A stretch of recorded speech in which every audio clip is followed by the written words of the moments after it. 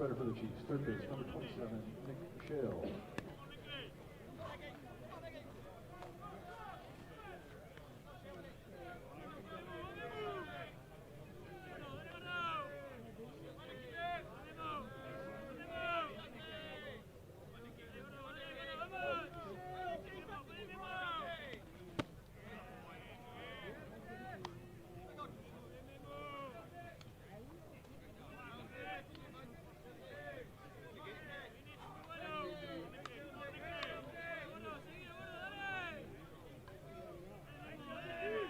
Nick Shales, who's 0 for 9, which is almost inconceivable for this guy as he swings and misses on a quality rise ball again from Mata.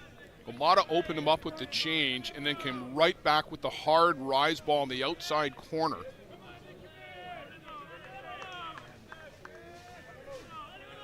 So Mata working from in front. No balls and 2 strikes. And Shales goes down swinging. So quite a beginning for Waymel Mata. And don't kid yourself. He knows who he's facing on the other side in this huge game. 3 up, 3 down, all by way of strikeouts. The Drillers. And the name fits so far this week. But now they're about to deal with Marco Diaz.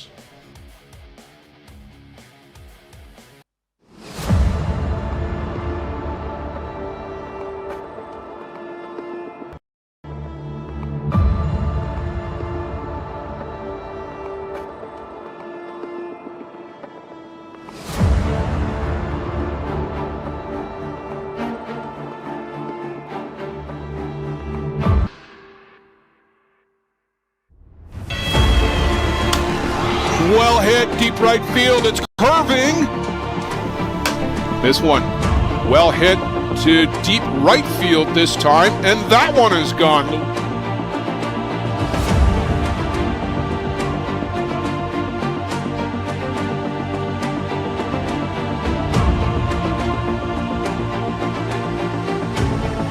Trying to put it away is Jack Bettsgrove.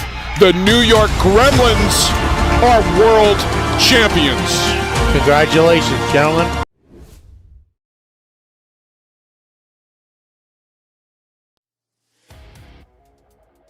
There is Marco Diaz coming off a brilliant 7-inning, 16 strikeout shutout last night, but he's dealing with a vaunted lineup tonight. Blair Setford, Teo Migliavaca leads it off. Milheim, Schiller, Cronk.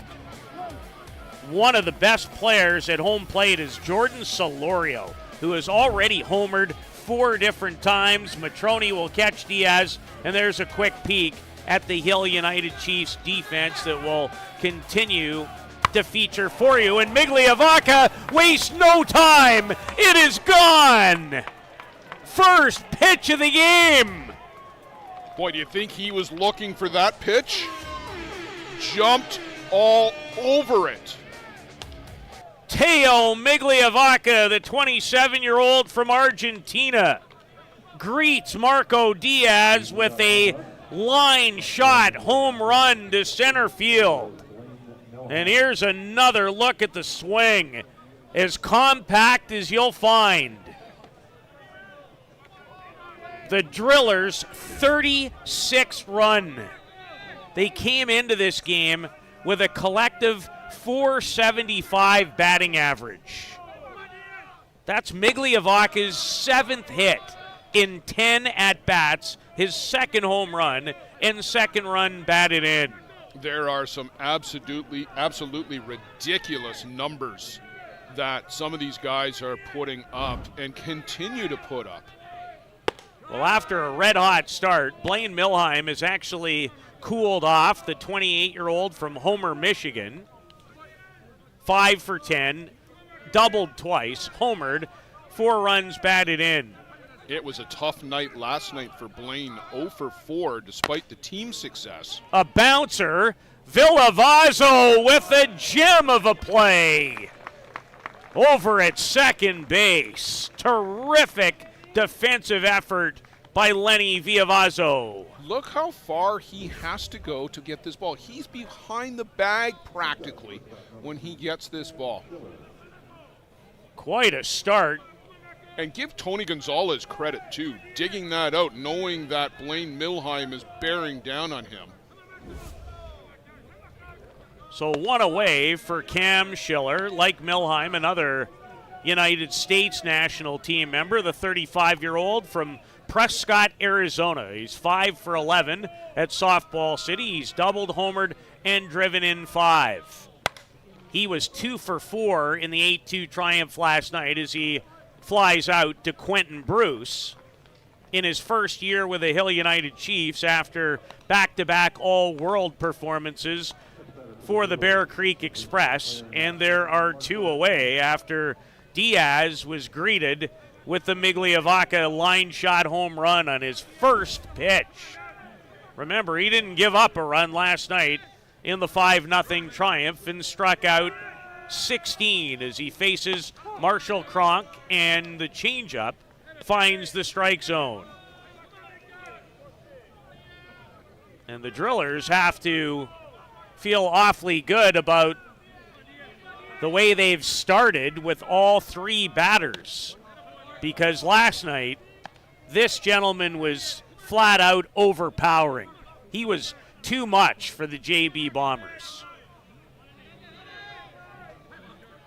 Peter, you would think that the JB Bombers are that light heavyweight category, to use the boxing analogy. The Drillers are in that heavyweight class. Same with the Chiefs. Well, the way they hit here at Softball City right from the get-go, and again, the opponents just get better as Cronk goes down looking. So Diaz does end the inning with his first strikeout of the evening. His first pitch was deposited over the center field fence. Teo Migliavaca has given the Northeast Drillers a 1-0 lead over the Hill United Chiefs. I love it.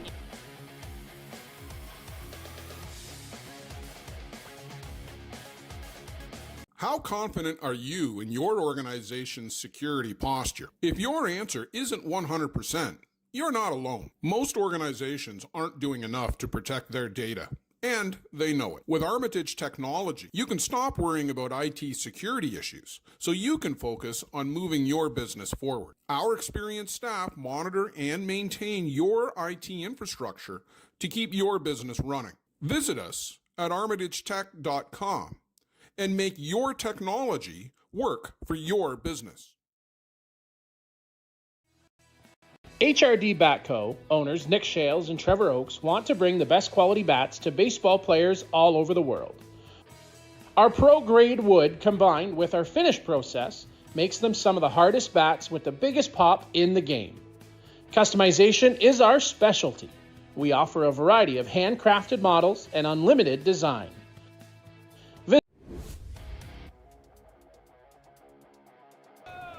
Bruno Matroni, the Hill United catcher, a 39-year-old veteran. He's been a great performer at the ISC for a long time. And we have a conversation. We have not yet gotten to the umpires in the game. But thanks to Mr. Joe Todd, we'll track those down sooner rather than later. Behind the plate, Mark Corus from Prescott, Arizona. Ed Otterman at first from Kitchener, Ontario. And Dave Harrington from Napanee, Ontario is our third base umpire. Again, thank you, Joe Todd. Bruno Matroni, 3 for 8. He's homered and driven in 1 run. I always find this matchup fascinating, Peter, because nobody knows Huemo Mata better than Bruno Matroni. No, the battery for Argentina. And Bruno's not enjoying that. That hurt him. No, in on the hands, and it squashes the fingers in the back of the hand against the handle of the bat. And the medical staff who were so quickly out to help Ishmael Pena last night. And I want to give full credit to the staff and to Shane Boland, who has got that emergency medical training through his police services. They were key to helping to get Ishmael stabilized out on the diamond last night before the ambulance crew got here. So again, thank you to you guys and for all you guys do, not just for the Chiefs, but for everybody in the game. Yeah, I completely echo those sentiments. It was a job very well done after a scary collision involving Cesar Rodriguez and Ishmael Pena, who we give our best wishes to. And it caught Bruno on the backhand, too. It's not the lead hand that he got hit with, it was the backhand. So Matrone, hit by a pitch, becomes the Chiefs' first base runner after a 1-2-3-3 strikeout first for Waymo Mata. He's been the winning pitcher on all 3 of their games, including the 8-2 triumph last night against a very good Omatigre team who, my goodness, what a turn of events that I witnessed with that group earlier today. They led the Circle Tap Dukes 9-4 going to the bottom of the 7th and ended up giving up 5 to tie it and lost it in the extra 10-9 to end their tournament hopes, a team that finished second to the New York Gremlins at the recently completed USA, or the ASA as they're known, national championships. Yeah, that's a heartbreaker of a loss for the Oma Tigre. A ball and a strike to Grand Valley, Ontario's Quentin Bruce. Big hop, the tag as Matrone waits, and what it does do is it guarantees the speedster in Bruce, and you have more speed on the base pass. So there wasn't really an opportunity to turn 2 here, Blair. No, Bruno Matrone, very smart heads-up base running, just slowed down to force Zach Shaw to have to come to him to get the out, and then Bruno can get an ice bag on that hand. Yeah, he's probably not disappointed with that opportunity either, although he'd, I'm sure, much rather still be on the base pass, is Lenny Villavazzo with 1 out and 1 on. Lots of speed over at first.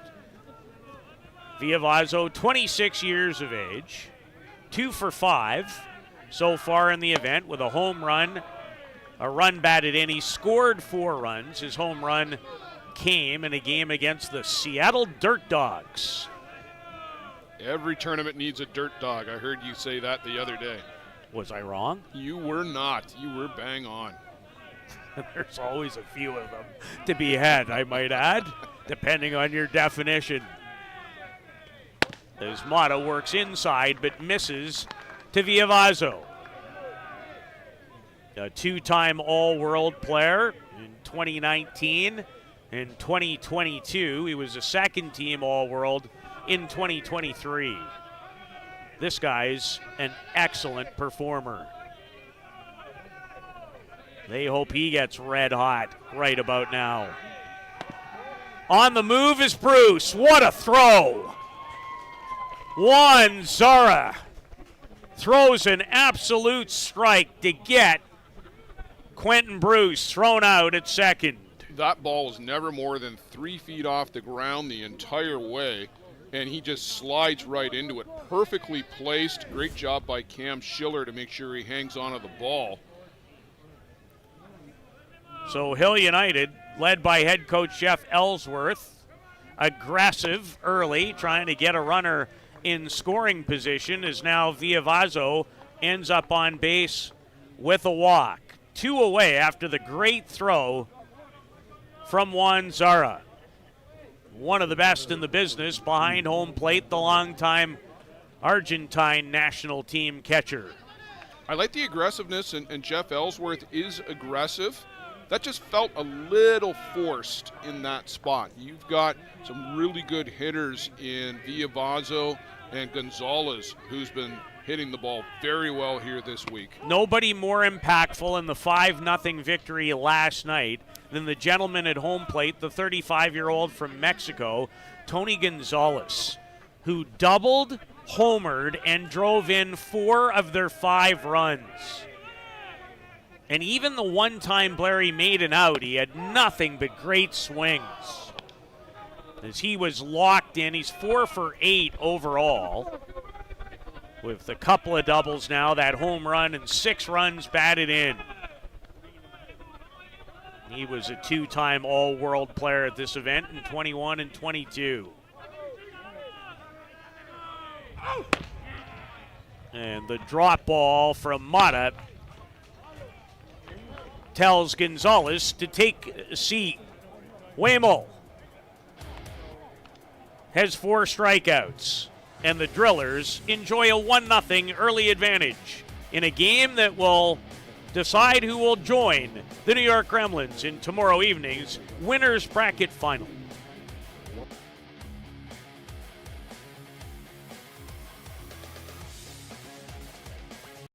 Does your game need work?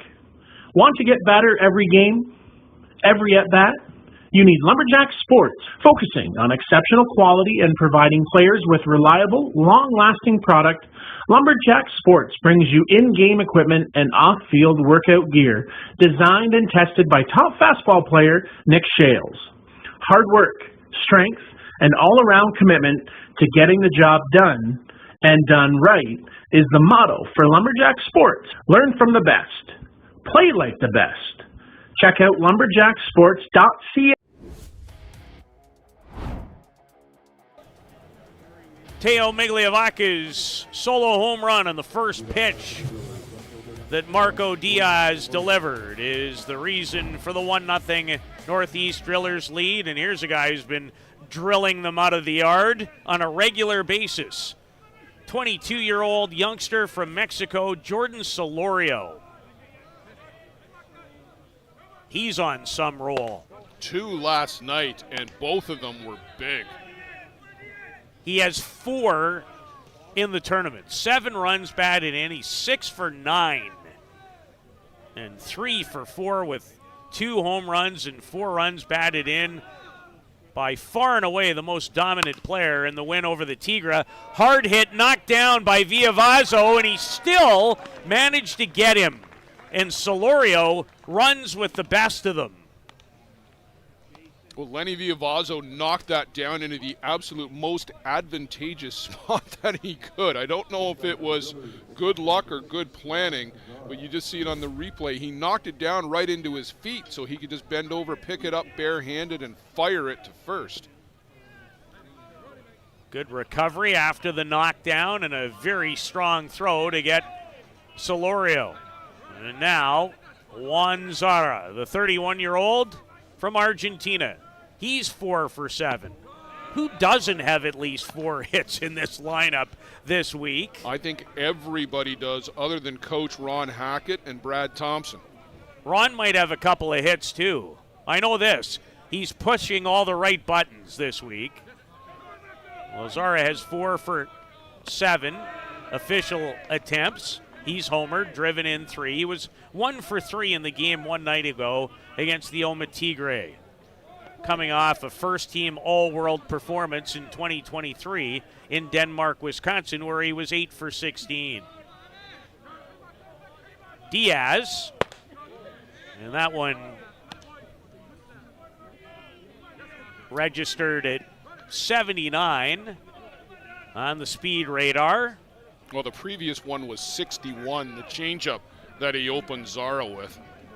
Last night, he was regularly at 84, 85, and 86.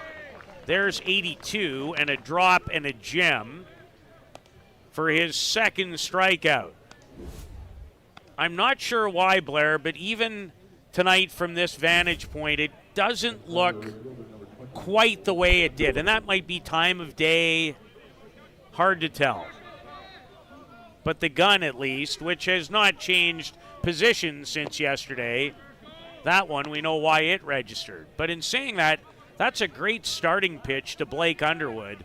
If you can ever go from 84 to 59 and 62, and keep it down? Who's going to hit that on a regular basis? Well, he's opened up the last two batters with changeups. I will say this, Peter, to your point about maybe not quite the same zip or crispness from Marco Diaz right now. It's a grind getting through the World Tournament. Yeah, he didn't pitch the first two games, but you're asking guys to go back to back to back, and now you're into the sharp end of this tournament. There's no more easy games. That game last night against JB was a hard game. This is going to be a hard game. So it's not like a Sunday afternoon tournament where you get an intermediate or an ISC 2 team and you might get a young team and finally you face a top team. Now it's top team, top team, top team. So you got to be in your A game every night, and that wears you down. It takes something out of you, and you're not going to be 84, 85 every night because you do have to conserve something for the final day when you do get there. Great point.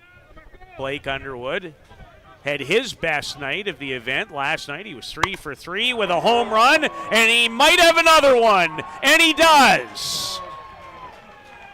Great catch by the fan out there on the other side of the fence. That was a line shot off the bat of Blake Underwood, and a fan 15 feet deep out there playing catch underneath the scoreboard. Hauled it in and then just casually flipped it back over the fence to Bradley Ezekiel. The Port Elgin, Ontario product has his second homer in as many nights, and this doesn't waste much time. When it comes in that hard, it'll go out even quicker. It's 2-0 for the Drillers. Yeah, that was middle from Marco Diaz too. Looked like he hung a drop. I wouldn't mind if we can see that one more time. I don't know, Luciano, if you can, but it looked like a drop that stayed up. So a couple of long balls off of Marco Diaz. And now dealing with 37-year-old Manuel Godoy. 4 for 9. There's another 4. 2 home runs and 5 runs batted in. And Mr. Underwood with his 4th hit, the previous batter.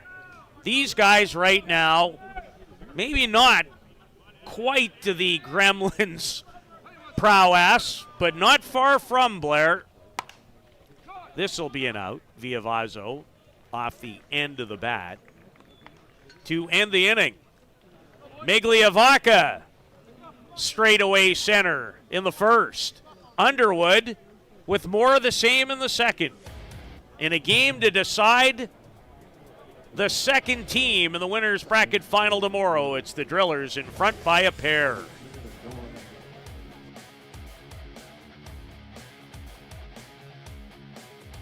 Welcome to Mont Hill Golf and Country Club. With our beautiful 27-hole golf course open to the public, we work tirelessly to ensure your time with us is second to none. Well, here you'll be able to enjoy an incredible dining experience at our very own Big Pete's Steakhouse. Play some of the best courses in the world with our state-of-the-art golf simulators. Upgrade your gear with the top brands at our pro shop, or host a stunning wedding, event, or conference inside one of our beautiful ballrooms. Learn all this and more at monthill.ca. We can't wait to see you soon.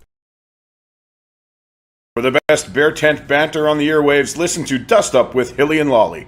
Here's some of the biggest stars chatting with 2 of Newfoundland's own, Jason Hill and Steve Mullally. It's unfiltered and uncensored. Dust Up with Hilly and Lolly, wherever you get your podcasts. Yes, bye. Blair, let me tee it up for you this way. You have a game like Marco Diaz did last night against the JB Bombers. You're excited, you're ready, you know that there's a spot in the winner's bracket final on the line. He's only 22, and your first pitch is deposited to straightaway center. Does that take a toll? It can be a bit of a shock to the system. There's also maybe a little bit of lunch bag lent down after that big game last night.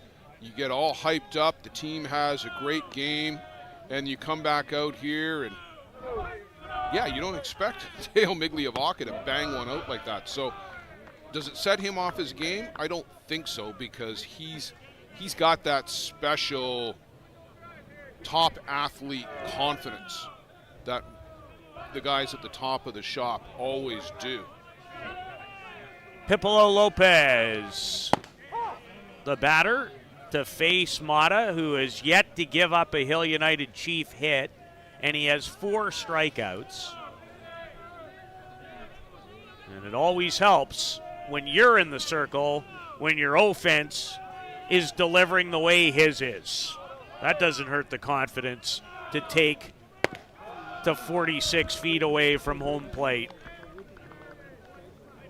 2 balls and a strike to Pipo Lopez.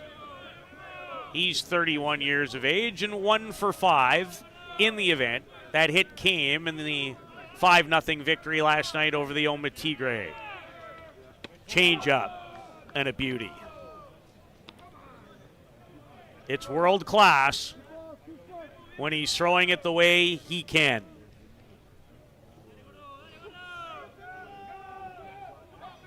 And a payoff pitch on the way to Lopez, who only had 1 official at-bat in this tournament last year. Drills it.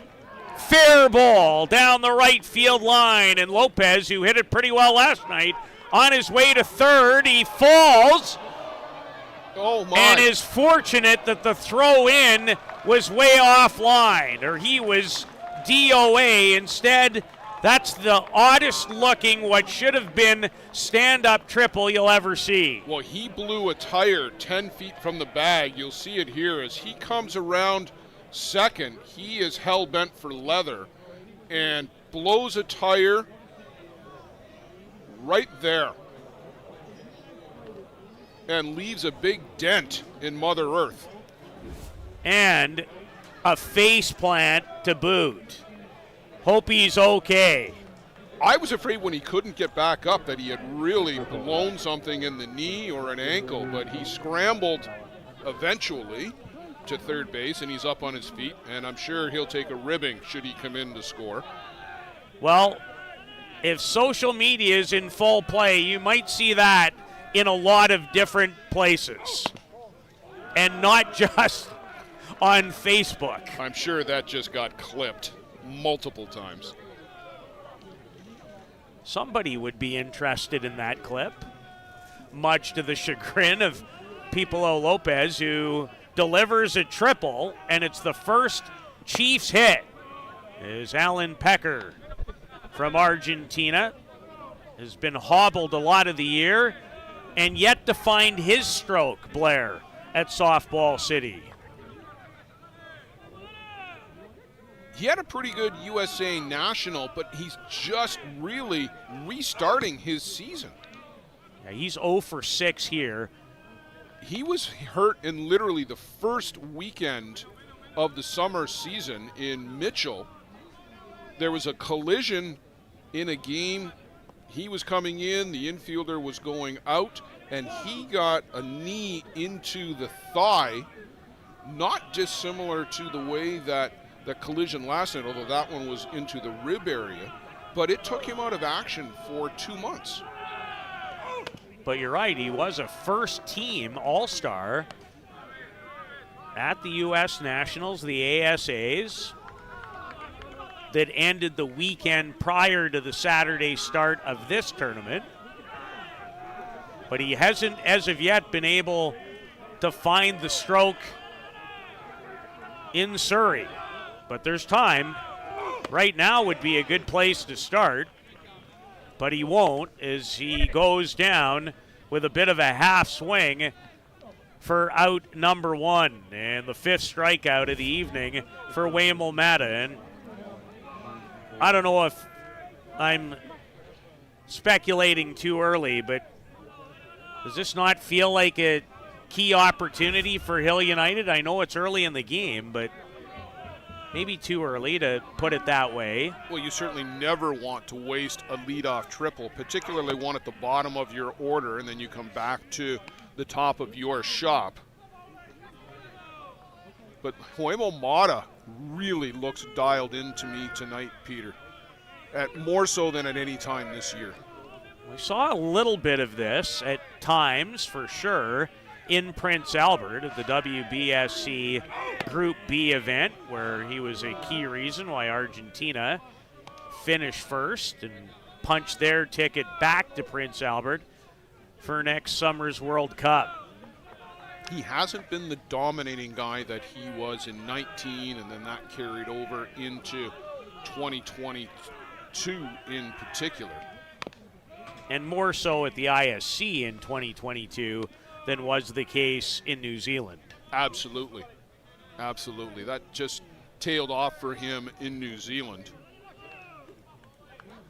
Well, I wonder if you were to ask him if his favorite ever pitching performance was the 10-inning World Cup final victory over Japan in 2019. I'm going to guess it might have to be.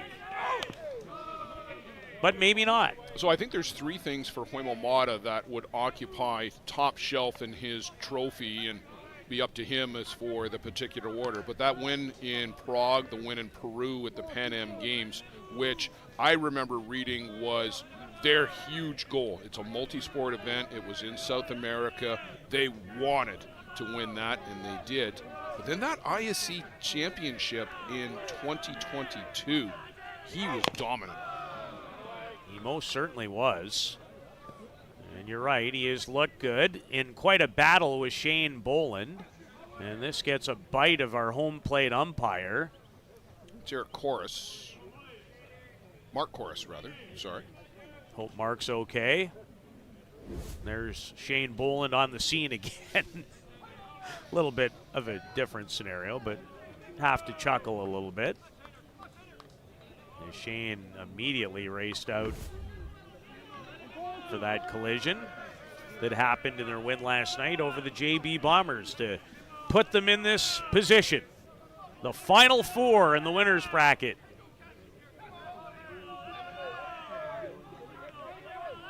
As Mata leans back and fires strike three on the outside corner. And we haven't completed the top of the third, and he has 6 strikeouts.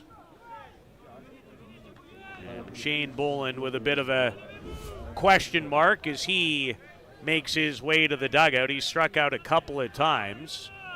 Came in red hot, did Shane? Well, he's 2/3 of the way to working around that leadoff triple, but you have to contend with Bradley Ezekiel. I thought last night the home run might get him on his way. Did end up 1 for 4 in the game. And 2 for 10.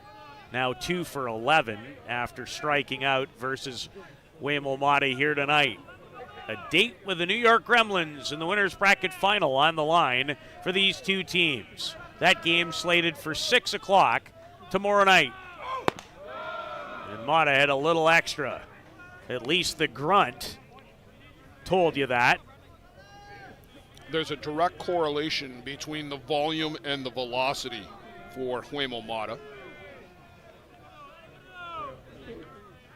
Well, these guys have faced one another a lot in these types of moments over the years, whether it's the club level or internationally.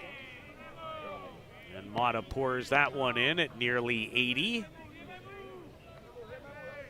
Ball and 2 strikes to 37-year-old Harbor, Maine, Newfoundland product Brad Ezekiel. And Hill would love him to get Ezekiel hot. He just did. On cue and off the top of the scoreboard. We are tied. It's always fun to see the reaction of the crowd on a big home run, and they were in awe at that one. Off the top of the scoreboard, you see it bounce back. Great shot, Harold Dureste, Luciano Lafrano on the replay, and there you see the big Hill United Chiefs home run hat.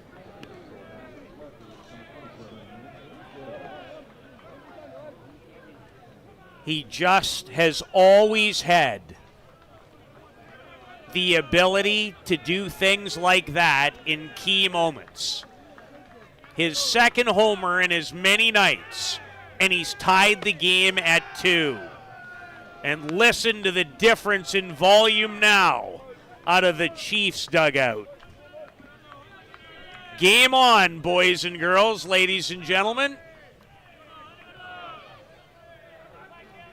Now see if it can be contagious for Nick Shales, who's 0 for 10.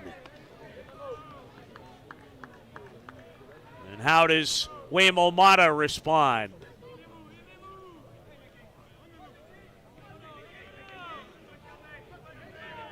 A ball and a strike to a guy headed right to the Hall of Fame as soon as he's done. Or at least the waiting period that is required. And that's going from 5 years down to 3. Something that was voted on and approved this year. Last time they went rise ball in and then rise ball away to get Nick Shales swinging. But they changed it here. They've gone drop, and that one was inside. So it changed up the sequence a little bit. And now Juan Zara wants to have a conversation.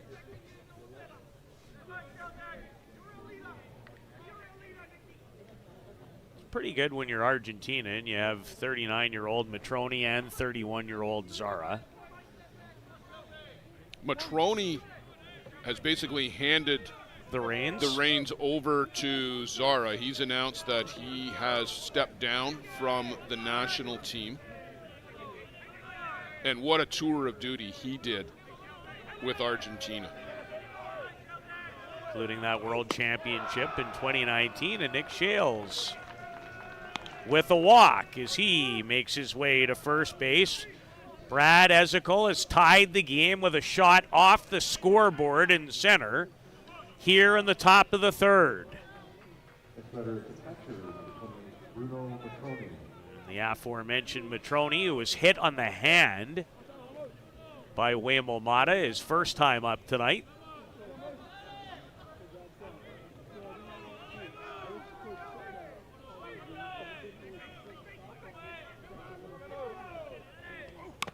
And a quality cut by Matroni to send it right back. I think it even went off the glove of fellow countryman Juan Zara.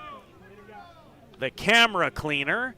That could be his nickname. It's not fair, but it's true. We will be telling that story at every tournament with Juan Zara from now on. But shouldn't we be? Isn't it just one of the neatest things you've ever seen? It's one of the best stories ever. It really is. Well, that maybe took a bite out of Zara that time off the bat of Matroni. We were calling a tournament in Simcoe, Ontario on the third weekend of June, and little rain and precipitation. Camera in center field fogged out. Luciano Lafrano looks at his buddy. Hey, can you help us out?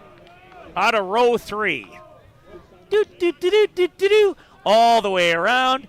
Wash, wash, wash. Camera cleaned off. Back he came and sat in the seat. And this guy's not exactly chump change. And don't forget, he jogged out to go. Oh no! Like it was done with intent and purpose. Yes. The change up. Mata not happy with himself, tapped himself in the chest, and a little curse in Spanish, I suspect, to himself. Cursing, I find, can be very similar in nature, regardless of the language. One word in particular seems to have a very strong countrywide appeal. Not to be used on the show. It can be cathartic. I don't disagree. There was a point in time when you sat behind a microphone that you couldn't even talk about it without getting in trouble, let alone potentially saying it. Not that I'm going to start. Mata strikes out Matroni. But Brad Ezekiel took him deep to answer 2 Driller solo home runs, and we are all tied at 2, heading to the bottom of the third.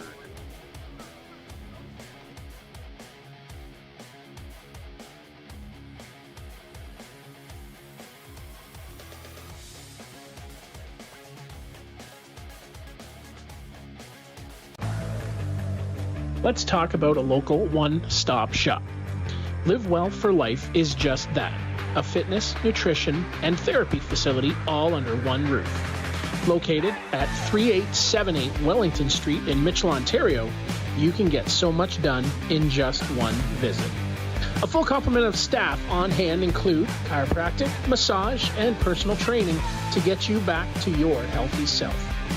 Find them on the web at livewellforlifeinc.com or give Live Well for Life, a proud sponsor of the broadcast program.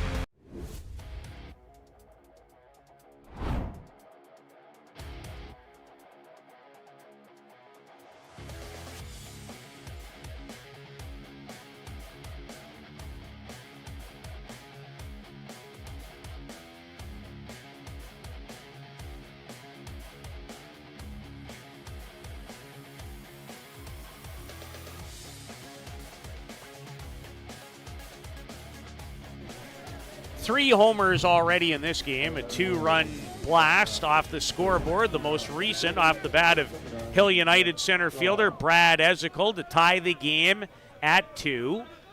The number 9 hitter, 30-year-old Zach Shaw from Odessa, Missouri.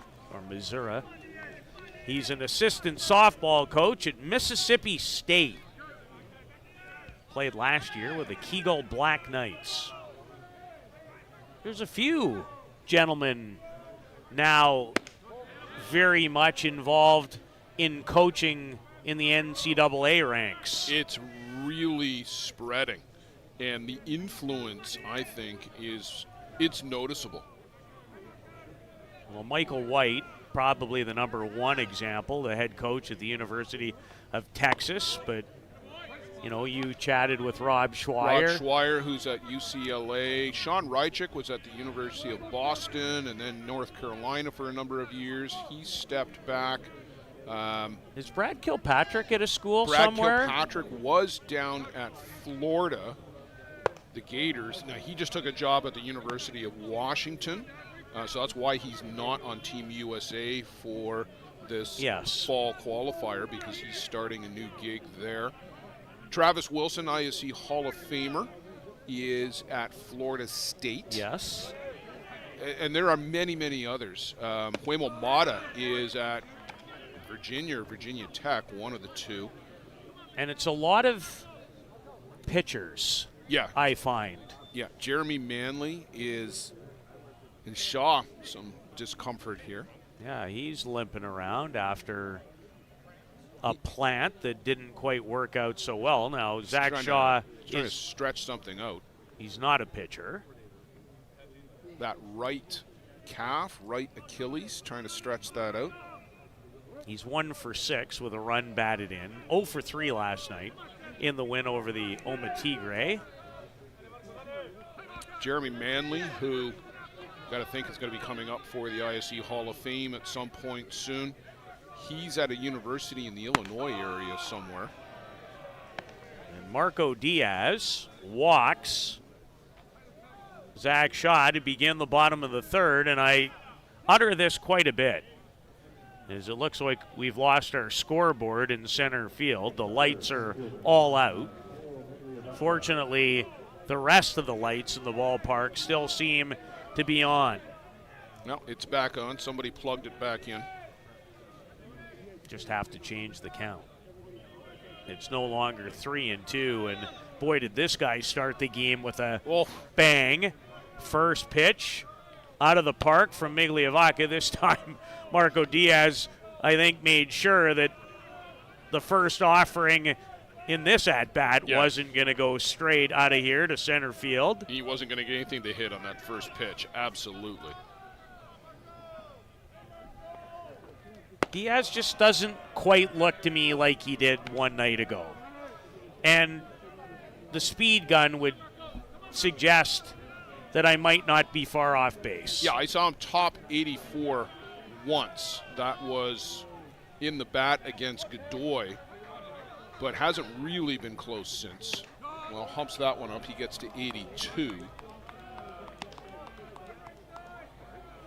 But it's a different night. The weather's different. The mood for Marco Diaz might be different. There's a dozen different reasons. He might be tired from last night. A big emotional win, and he might not have the same energy tonight. And remember,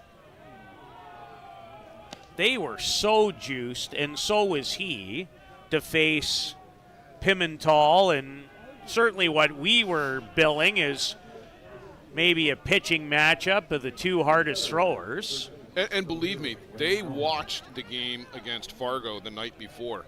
Heard all about it from them in the morning as they were getting ready to go off to batting practice. And they were jacked for that game. Well, Diaz now with back-to-back walks to open the bottom of the third. And they'd love to put up a 0 after tying the game, but they're not making it easy on themselves, starting with Diaz. And now there's going to be Roman Godoy getting up to throw. Yeah, they're seeing the same thing on the Chiefs bench. Bruno Matroni's going to go out and buy Godoy some time to go get ready. He's going to call a team meeting out there and look for this to be protracted and for the umpire ultimately to have to go break it up. Well, if I'm the Chiefs, I'm making him come out to get us. Exactly. He's going to stand. I would expect him to stand out there, but it looks like he's going to come back. I might have thought Bruno would have been out there a little bit longer. There's his charge defensive delay. So Blaine Milheim, the batter. Blaine grounded out on a ball that bounded over the head of Tony Gonzalez. As you get a look at a number of the players in attendance for this big showdown. And Diaz comes inside to Milheim, who started this tournament like no one was ever going to get him out, and then cooled off in the 0-for-4 performance versus Oma. Well, coming into last night, he was batting .833. This morning, it was .500. Still pretty lofty, but not .833. But what a time to get back on his horse here. Another bounding ball. Viavazo, did he get the tag down in time? He did. And any time Migliavacca is on the base pass, he'll make it close, and he did right there, but tagged out for the first out of the bottom of the third. 4 unassisted in your scorebook as Milheim reaches on a fielder's choice.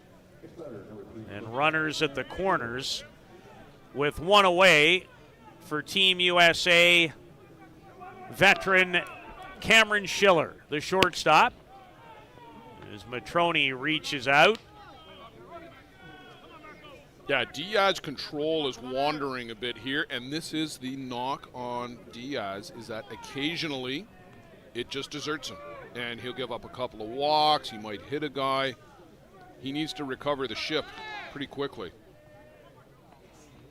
Well, they have a great pitcher throwing in the pen in Ramon Godoy, as Diaz fields it himself, and that keeps the runner at third base. Boy, that's a big out for Diaz, just to get Cam Schiller on a little tap back. 30-year-old Marshall Cronk from Brisbane, Australia. Marshall struck out versus Marco Diaz to end the first.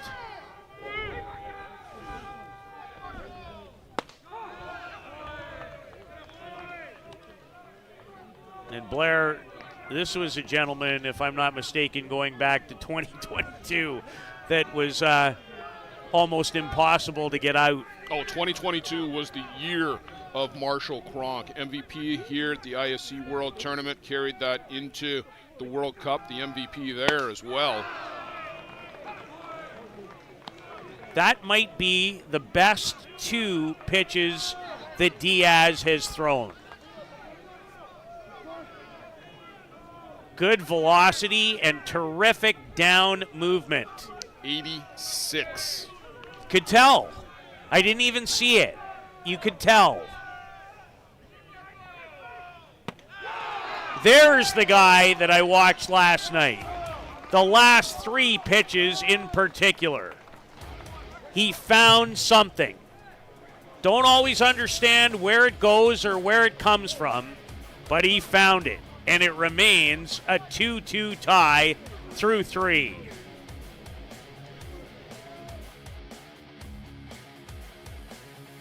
Peligro Sports provides the essentials needed to give your team an edge on the field. Our brand is rooted in creating a unique experience tailored to the specific needs of your team to ensure your performance is at the best level to execute plays. At Peligro Sports, we rally behind our athletes and understand their fight to take their game to a dangerous level. Visit our store at 2200 Amsterdam Avenue in New York City or see us online at peligrosportsnyc.com. Thanks to Jose and Peligro Sports for their support of the broadcast program.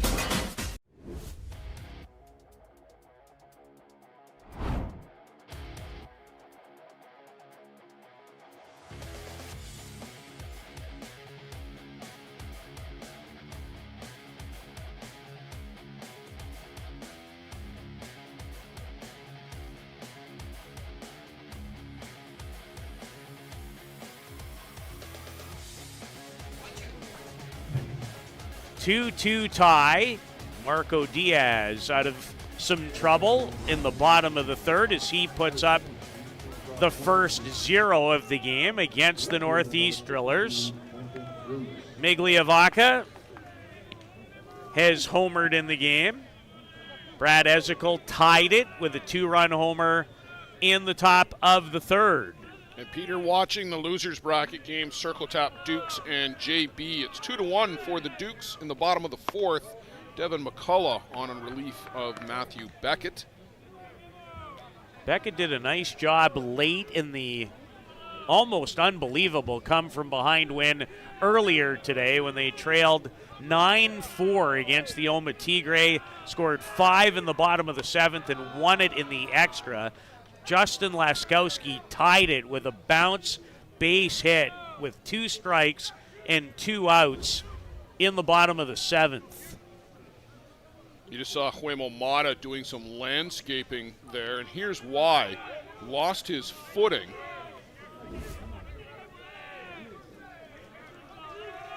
They have done a remarkable job with this park. We have not seen a lot of ill will as far as... No. I haven't heard a single thing from the players about bad hops or divots in the batters' boxes, holes out in the pitcher's landing area. It's looking a little beat up, to be frank, tonight here at the end of the night, which is to be expected. But I know diligently they are out there in between games. They run the big tractor over it to flatten out and beat down the surface to make sure it is tight and that it is not going to give way too much with the beating that it takes in these men's tournaments. I know with your long-time experience around this event and part of the ISC executive, are you hearing a lot of rave reviews from the players about being here at Softball City? Just enjoying every single minute of it. The facility, everything that comes with it, the restaurant, the grounds, having all the games here in one location. They don't have to drive across town to a secondary diamond. It is getting rave reviews. Well, it's been a treat and a delight to be a very small part of bringing you the action. My first in the chair after a number over the years as a spectator or even a public address announcer at the 1987 event in Saskatoon. That's a long time ago, by the way. I was going to say, were you 12 at that one? How old was I at that? I'm not going to tell you, but I was not 12. Trying to think of how old I was in relation to you that year. You would have been just starting. I was in year 3 of my broadcast career that started when I was 18 in Estevan, Saskatchewan. So you might be able to add if you like. I don't care. I'm not embarrassed by it. Some days it feels like 109. This summer, a few times it's felt like 209, but sometimes you have to remind yourself, Blair, that you're not 35 anymore. Trust me. Well, you got a ways to go to catch me, and you never will, so not too far. Tony Gonzalez has a long way to go to catch me, I know that. Well, number 2 at the plate, there's a lot of 2s out on the scoreboard. 2 runs each, 2 hits each. This guy hoping to get back in the hit column. He had a huge game, the double, the home run, and 4 runs batted in. And they scored 5 against Miker Pimental and the JB Bombers to advance to this Final 4 game, if you will, in the winner's bracket. The New York Gremlins have advanced to the winner's bracket final, and they didn't exactly take their foot off the gas, did they, in the 15-0 4-inning romp over the Bear Creek Express. And I felt for Adam Folkert because I know he's not even close to 100%. No, we touched on that in the game, and I think I want to leave that there, other than I hope that is not the last we see of Adam Folkert. He did not deserve that ending. One of the all-time greats in the sport. There is no denying that. None. 2-2 to Gonzalez. Popped in the air. Back goes Schiller. On comes Migliavaca, and he'll make the basket catch. Not exactly how you coach it or draw it up, but it's effective. A 1-2-3 inning for Waymo and the Northeast Drillers.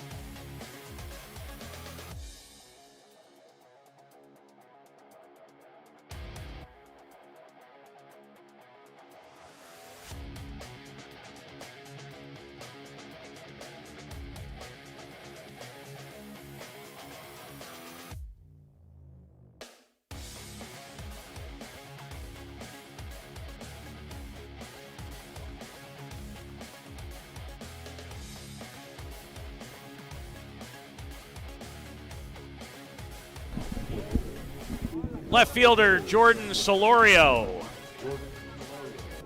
And he's been a difficult out this week.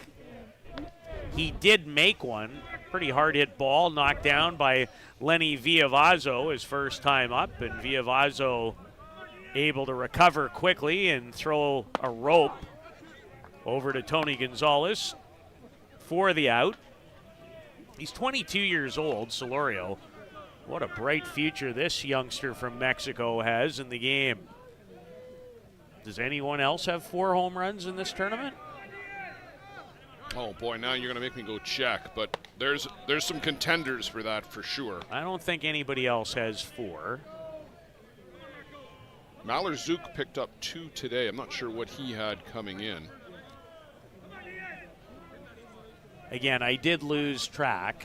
Yeah. When you don't call the game, I wasn't quite as focused on that one as I normally might have been, especially the way it went, and that goes off the foot. At least Solorio is claiming that it hit his foot. Well, the umpires are going to get together to talk about it. Ed Otterman has got an out at first. Nobody put the hands up right away, and that just, these are so hard to call for the umpires. I think it went off his instep. We might get another look. We just had one. The umpires are going to meet. And what do they have to say? I didn't see anybody do anything to overturn the call.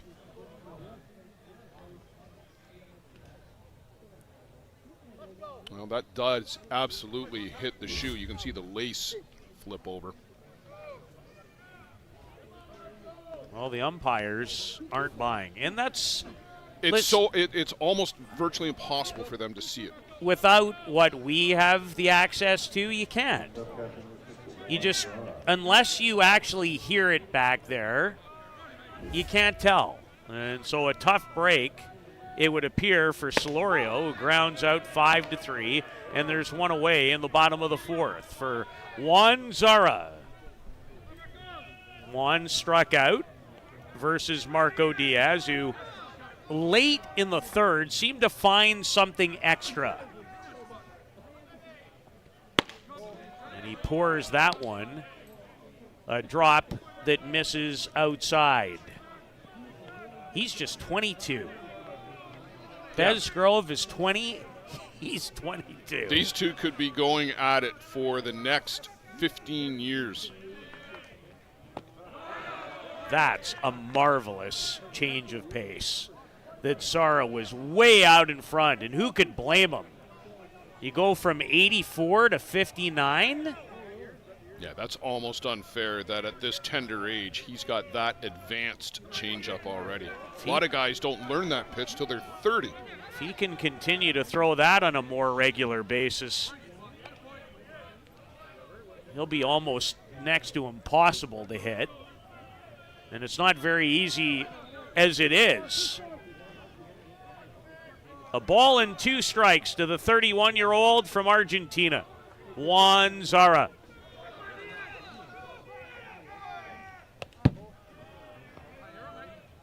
Just a little outside, as the great Bob Uecker would have said. Peter's not lost on me that those 2 home runs were hit in the twilight hours. We're now in full dark, and it fully under the lights, and that does make a difference. And a difference in what way? It's just harder to pick up. And we saw it Maiker Pimentel, daylight hours versus under the lights. And velocity is always harder under the lights. I knew that's where you were going, but I wanted to tee you up to explain it the way you wanted to. This guy is hot. Talking about Blake Underwood. 3 for 3 last night with a homer. He's homered tonight, and it was a blast. All 3 home runs tonight to straightaway center, and all with authority.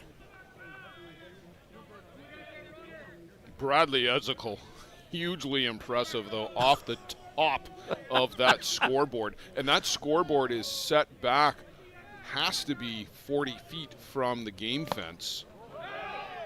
And it hit it on its way up.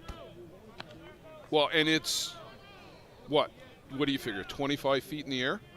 The top of that scoreboard? I have to think about it for a second, but yes, has to be. I mean, even Shaq would have a tough time jumping up to the top of there. There'd be no dunking. No dunking for anybody, unless you're one of those Olympic volleyball players. Maybe the pole vault over the top. Yeah, that's possible. Maybe, not likely. Even too high for that group. 3 balls and no strikes after the walk to Zara. Especially the French guy.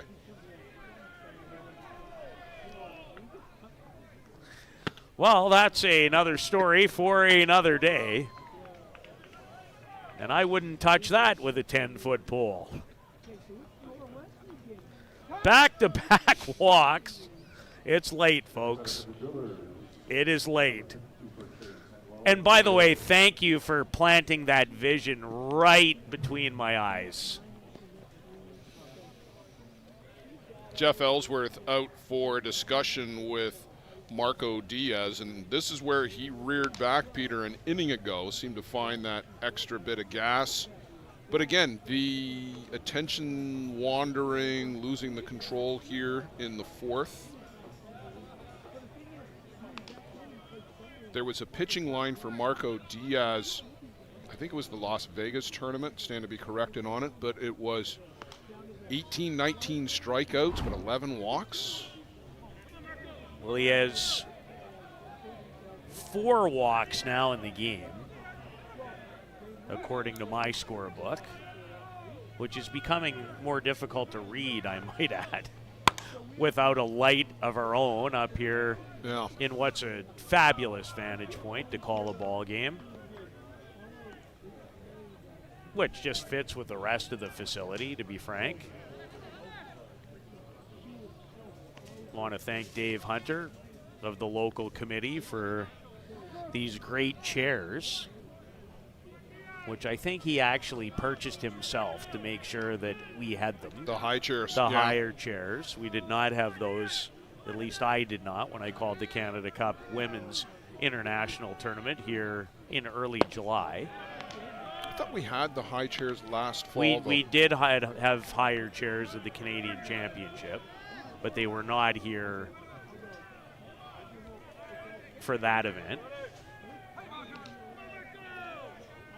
Manuel Godoy. 2 on, only 1 out in a 2-2 tie. And this is an important game. Bolin does everything he can to try to control it, and it ate him up. That was a hot potato for Shane Bolin. Did a great job to knock it down and keep it on the infield. Saved a run from that perspective, but just too hot to handle otherwise. Almost got it with the bare hand, and if he did, he had a chance at third for the force. And it scored a hit. I think deservedly so. Bases loaded. A berth in tomorrow evening's Winners Bracket Final on the line, and a date with the defending champion, New York Gremlins. Infield is way in, even more so than you would expect. Play at the plate, in time, Viavazo to Matroni to get Zara.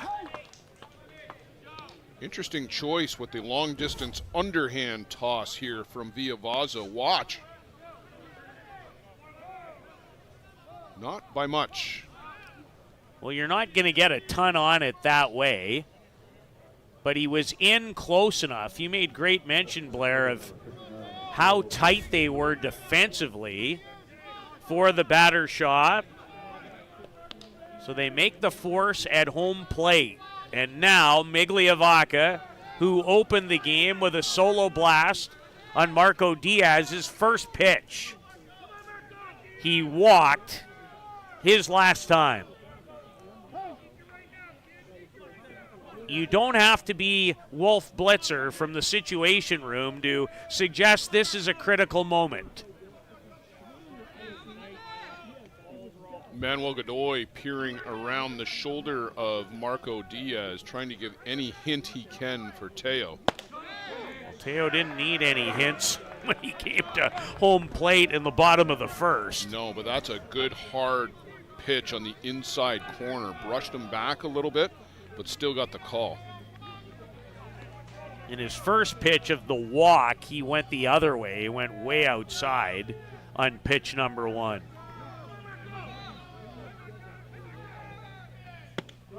And now he does go outside and misses with the drop.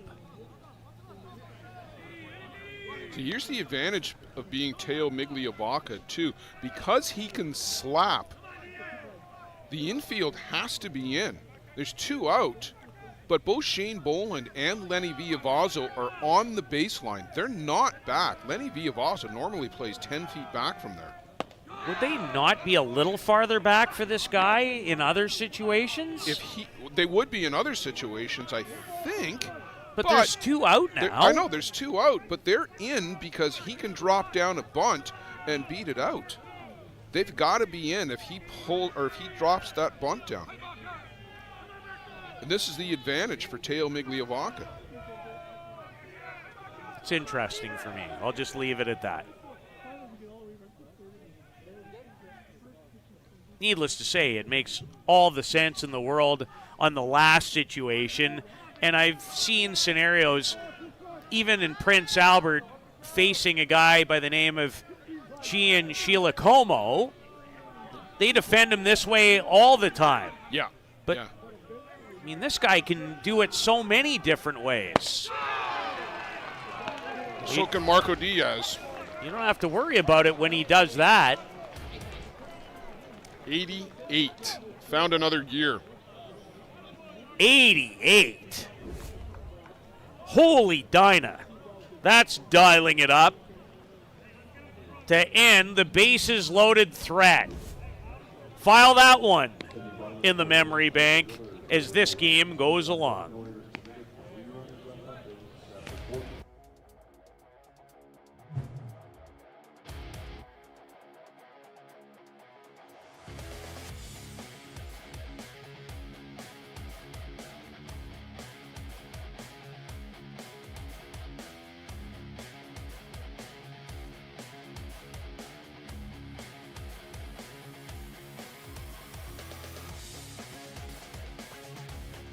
The annual Boys of Summer tournament is held every July at the Circle Tap Bar and Grill in Denmark, Wisconsin. We host some of the top teams in the game at one of the best venues in softball. The atmosphere of old-time fast pitch with all of the amenities of a full-service bar and grill in the grounds can't be beat.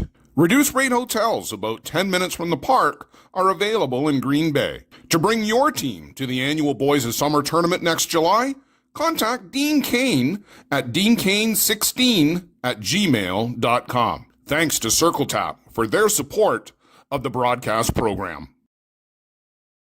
He came from Australia with a superstar pedigree. And from his first ISC in 2003, Number 8, 9, and 1 batters in the order for the Hill United Chiefs in this 2-2 tie. All the runs by way of home runs.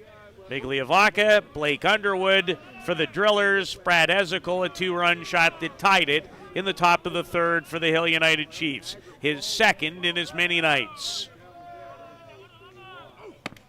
Lopez with one of the most interesting triples you will ever watch or maybe have a chance to rewatch, which unfortunately for the 31-year-old from Mexico included a face plant on his way to third about 4 steps from the bag. But he got there, and he would score on the home run off the bat of Ezekiel. Fortunately, he got to trot in rather than having to race home. You shouldn't laugh. Oh, poor Pipo. That's a tough one. And you just want to crawl into a hole and he have tried somebody to throw dirt over you, yeah. He was never hurt when he came up for air. He could have been. You're right. He could have been, but he wasn't. It's only one thing hurting that. Yes. It starts with P and has ride in it. Yeah, it does. Which can be far too prominent to begin with, so it's okay. It happens to the best of them.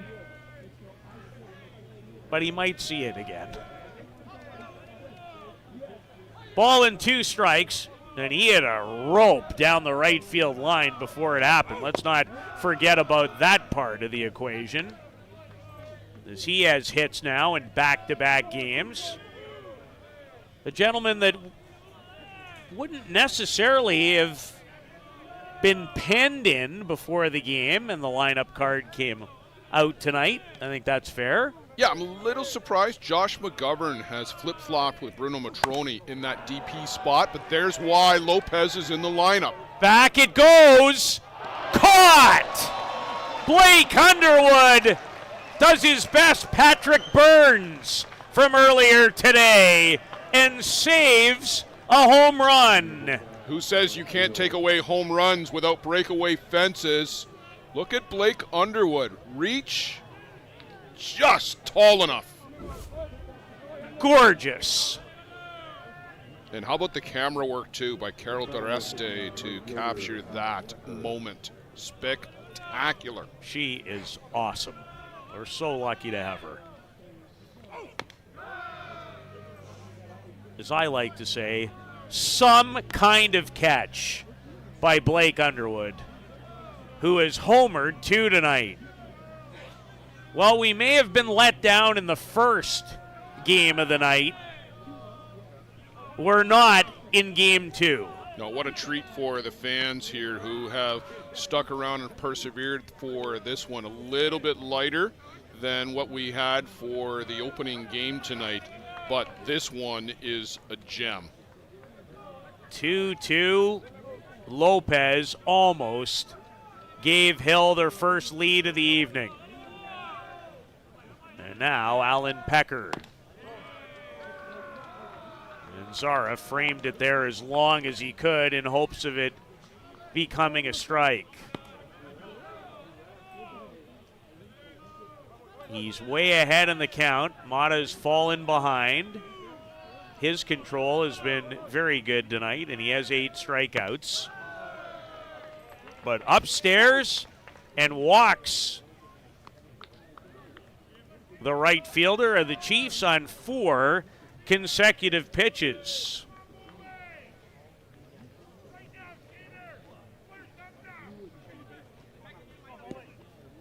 Zara carried the ball out to the board to meet with Mata and the rest of the infield. I'm sure they're planning out who's going to cover the bag on the inevitable steal attempt by Alan Pecker.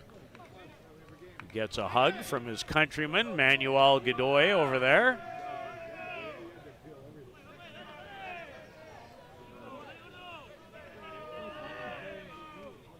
It had been a while, Blair, since I watched Argentina play internationally with my own 2 eyes. They have a lot of pride when they wear that uniform. Oh, they very much do. That was so evident to me. Not that other countries don't.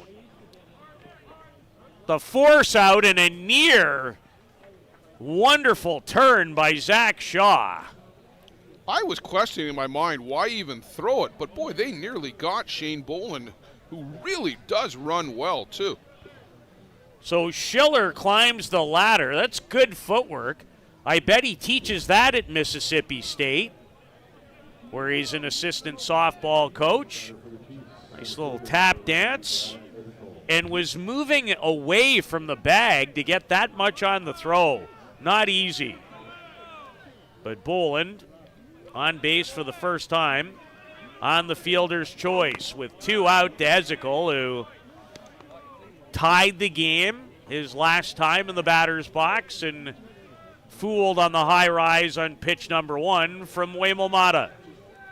5 total hits in the game, 3 by the Drillers, 2 courtesy of the Chiefs.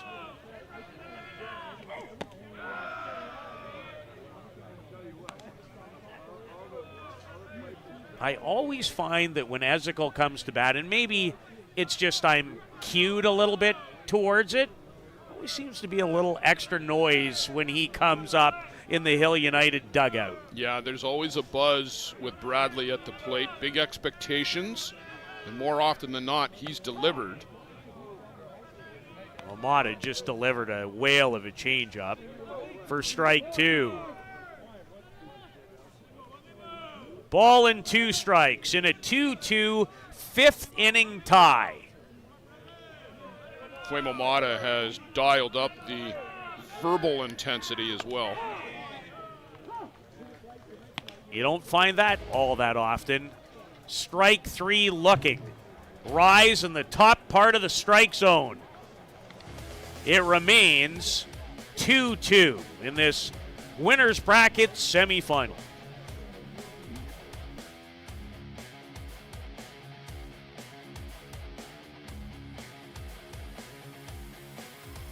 For the best Bear Tent banter on the airwaves, listen to Dust Up with Hilly and Lolly. Here's some of the biggest stars chatting with 2 of Newfoundland's own, Jason Hill and Steve Mullally. It's unfiltered and uncensored. Dust Up with Hilly and Lolly, wherever you get your podcasts. Yes, bye. Welcome to Mont Hill Golf and Country Club. With our beautiful 27-hole golf course open to the public, we work tirelessly to ensure your time with us is second to none. Well, here you'll be able to enjoy an incredible dining experience at our very own Big Pete's Steakhouse. Play some of the best courses in the world with our state-of-the-art golf simulators. Upgrade your gear with the top brands at our pro shop, or host a stunning wedding, event, or conference inside one of our beautiful ballrooms. Learn all this and more at monthill.ca. We can't wait to see you soon.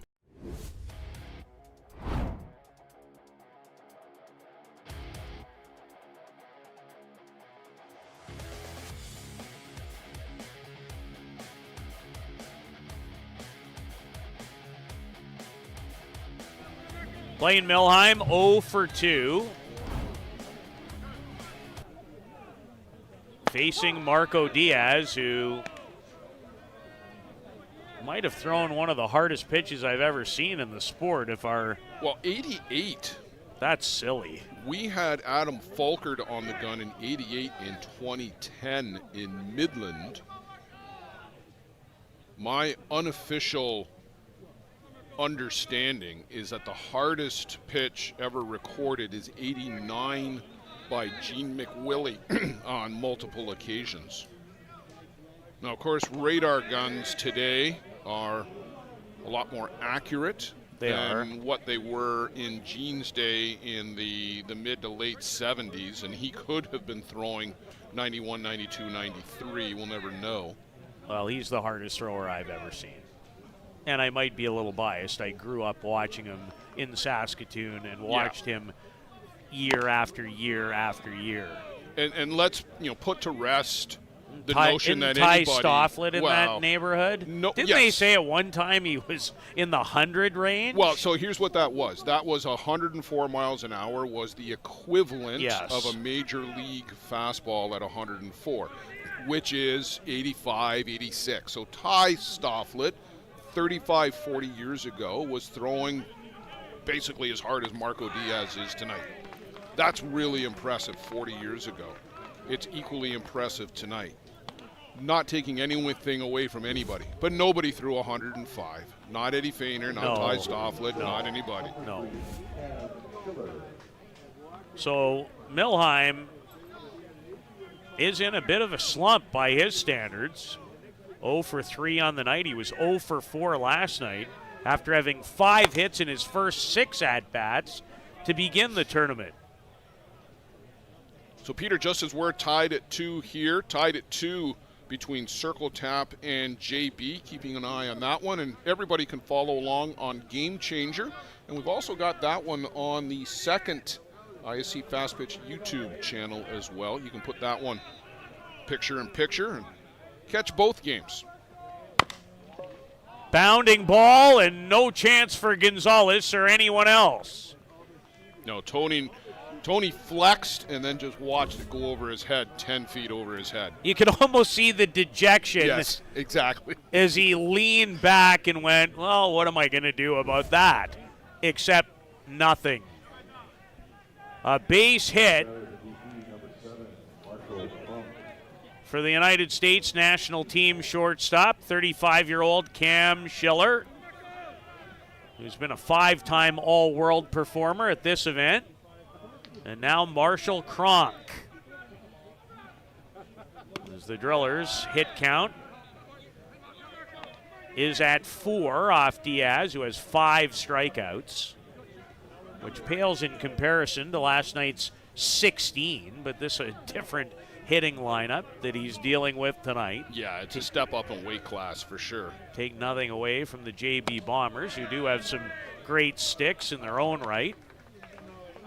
The Toronto Batmen kept their hopes alive for an ISC world title. They haven't done it the easy way either, Blair. No, they have been scrappy here this week. 7-1 winners over the Grand Prairie Pirates. That's the first comfortable win they've had since opening night, I think. It is. Since the 20 strikeout performance with 3 hits and a homer and 3 runs batted in from Ty Sebastian. That's what he did opening day. Well, 16 Ks today in the Grand Prairie game, so racking up the strikeouts.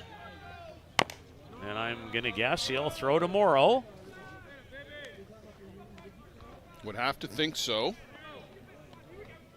The Toronto Batmen won the Canadian Championship in this facility. It was supposed to be a final game played on this diamond.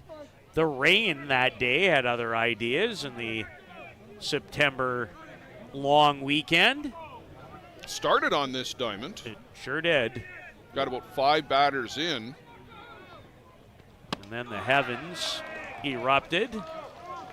And then we were here till about 2 in the morning because Cleary and Sebastian went 15 innings before the Batmen finally won it in the 15th, 1-0.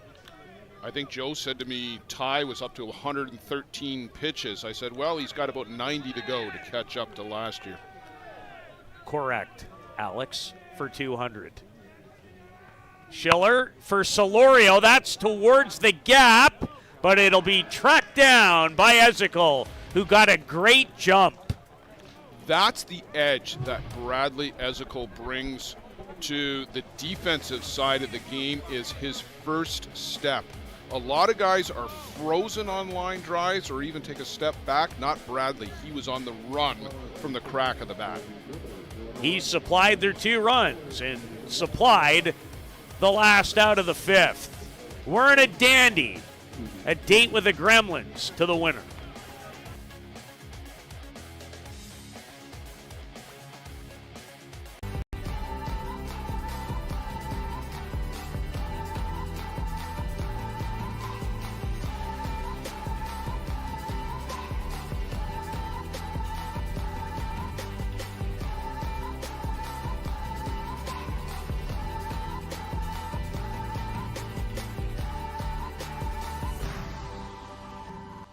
Dreamcatcher, inch by inch, we'll fight to make the lives of First Nations people in this community, this province, and on this continent better. I know we have a long way to go, but I'm proud to say as long as our people have a need, Dreamcatcher will be there for them. For the best Bear Tent banter on the airwaves, listen to Dust Up with Hilly and Lolly. Here's some of the biggest stars chatting with 2 of Newfoundland's own, Jason Hill and Steve Mullally. It's unfiltered and uncensored. Dust Up with Hilly and Lolly, wherever you get your podcasts. Yes, bye. Nick Shales walked his last time up. 2-2. Winners bracket semifinal. As Blair has mentioned on a number of occasions, it's also 2-2 for 2 other teams still in the hunt for the 78th ISC World Championship. How about the hands over there by St. John's League Hall of Famer John Hill? In all sincerity, how much of a difference has he made in so many players' lives? Oh, countless. I had an awesome chat with him earlier this year, and I said to him, flat out, thank you. Yeah, one of the most influential people in the game in the last 10 years. He kind of was very humbled by it, but I just wanted to tell him what a difference he had made in our country of Canada with the game. Yep, no doubt about it. I'll tell you a little That's personal. very Canadian of you as well. Well, very personal story. Flew the family down to St. John's 2016 with the Toronto Gators to play in a tournament down there. Shales chases up and out of the zone. John Hill picked all of us up at the airport and drove us to our hotel. Not surprised. Not even for 1 single second. It's hard to find anything but great hospitality in that part of Canada. Oh, there are several other stories I could tell about the hospitality down there. All of them good. And if you've ever been to George Street and you don't have a good time, it's only one person's fault, your own. And I'm not even a drinker or necessarily a partier, but it's hard not to have fun on George Street. It's very true. You don't have to participate. Although it's hard to find people who don't on that street, I must say. Matrone to Matrone. But foul. Did that end up in a bin? He hit that halfway to Rancho Cucamonga. That's where that was headed to. Holy cow. That was clobbered, but nothing more than a long strike. And strike two with one out, as Mata, with the strikeout of Shales, has reached 10 in that category in the game. And make it 11. Same pitch that he got Nick Shales with, the off-the-corner rise ball. Can't lay off of it.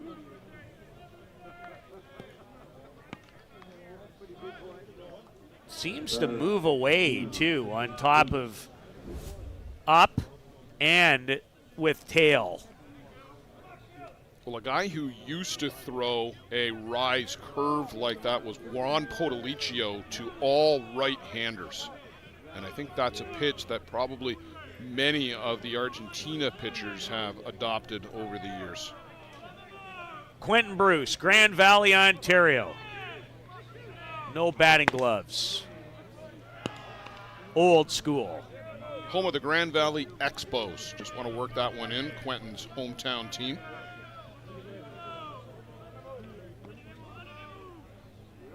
Two out. Bruce looking for his first hit of the evening, and he's capable of that. Slap, bunt, knock one out of here. This guy still with a lot of great fast pitch softball ahead of him. Came into the night 2 for 4 with a double. An all-world performer the last 2 years with the Bear Creek Express. He hit .500 in the tournament in Denmark, Wisconsin.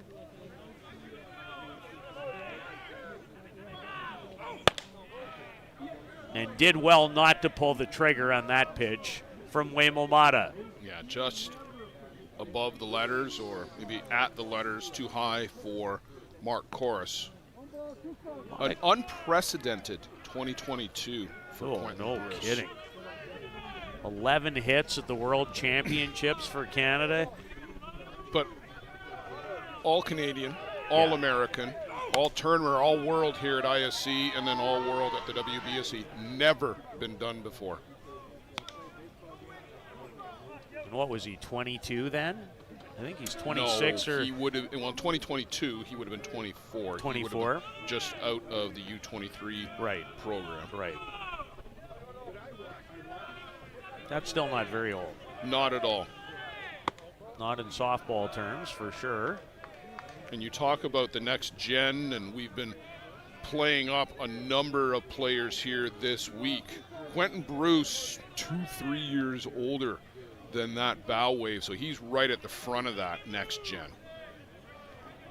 He's going to be a guy who's going to be around this game, should he choose to be, and I hope he does, for the next 15, 20 years. Well, that change-up gets away. At least I think that's what it was intended to be. Not even sure. It certainly got away from Waymo Mata. 2 out. A lot of twos now. 52, 2-2 and 2 in a 2-2 tie. And the Chiefs have 2 hits.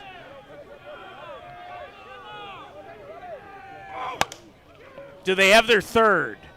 Not quite.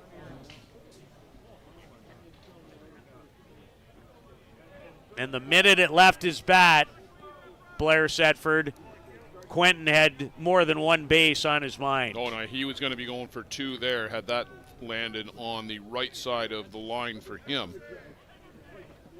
Run the count to full. They changed that right at the end of your great setup. I tried my best. Wow, it was a great setup. Not quite correct, but... Based on the facts you had at the time? Yeah, it's true. It's what I was looking at least. And now time is called by Mark Corus, our home plate umpire. 3 umpire crews at all the games so far. Not sure if that changes or not come championship Saturday night. You would know the answer to that. It has varied over the years. Typically, it gets to 5 for the championship game, but sometimes there's some resistance. That's a great changeup. Maybe, World class. maybe that's it. I'll leave it at that. It's still 2-2.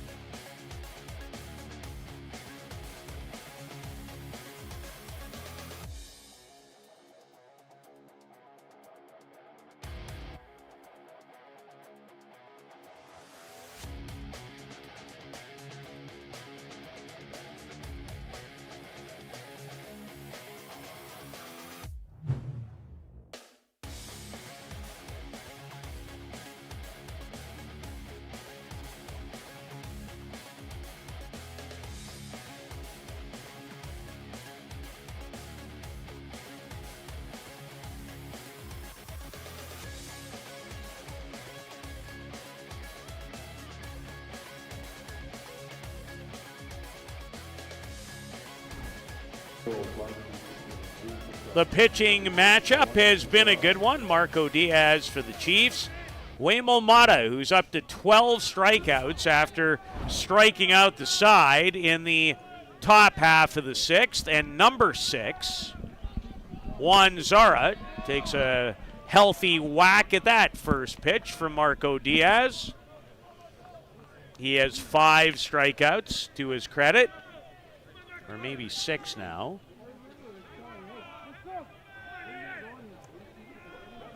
Still 5, as I have in my book. Zara, he has struck out and walked in the game and gets his bat on the drop ball from Marco Diaz, who I think has gotten better as this game has gone on. Certainly found another gear in the 3rd and again in the 5th. 88 on one pitch. Gave up solo home runs. First pitch to Teo Migliavacca, and then a solo shot to Blake Underwood. But he has found just what you suggested, another gear the last few innings. Looks a lot more like the guy who struck out 17 one night ago against the JB Bombers, who are involved in quite a tussle themselves in the redemption round, or the loser's bracket, or whatever you'd like to call it. Bottom of the 7th, 2 out. Jorge Lima hits a triple. Rafa Flores at the plate for JB. Opportunity to have another walk-off win for the squad from Agora Hills in California.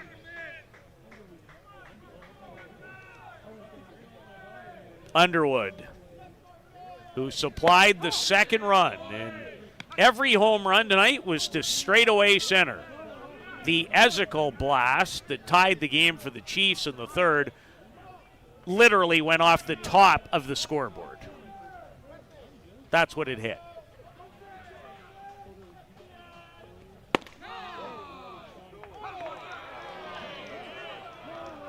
That was a delayed strike 3. Yeah, that was a bit of a late call by Mark Corus, and he punches out the second guy here in this inning.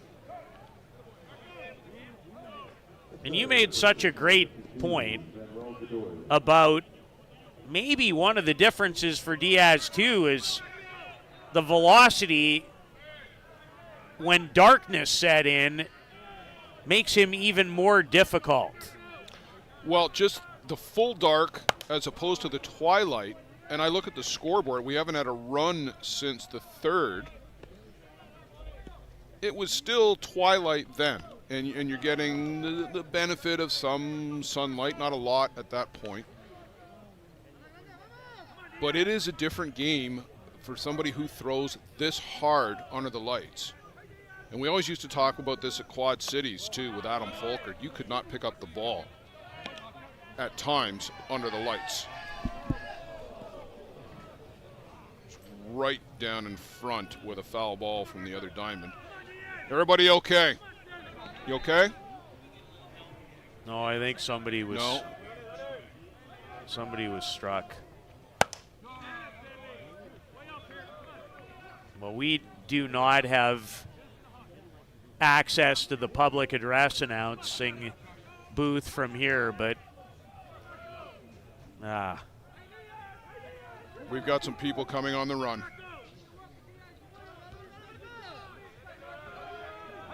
Someone has been struck with a foul ball from the other diamond. And we hope that individual is going to be okay. They require some attention. There's a lot of people over there to take a look.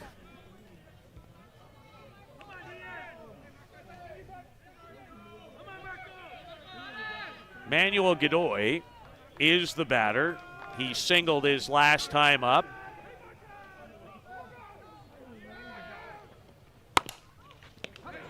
Shane Bolin couldn't have been positioned better.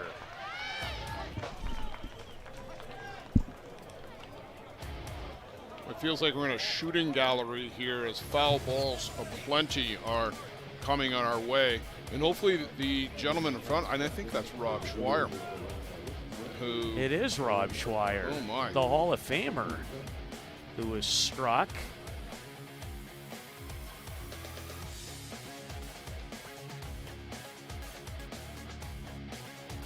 The 2-2 tie going to the 7th.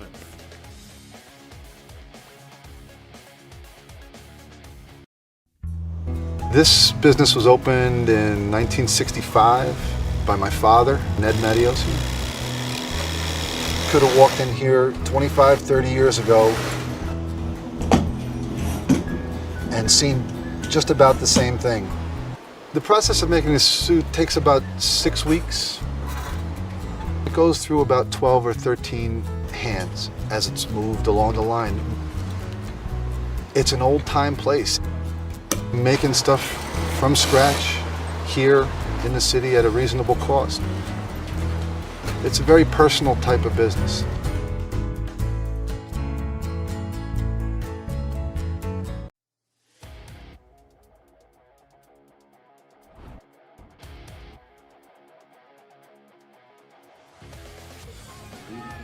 Diaz and Waymo showing you the pitching matchup, the great graphic for a second consecutive time.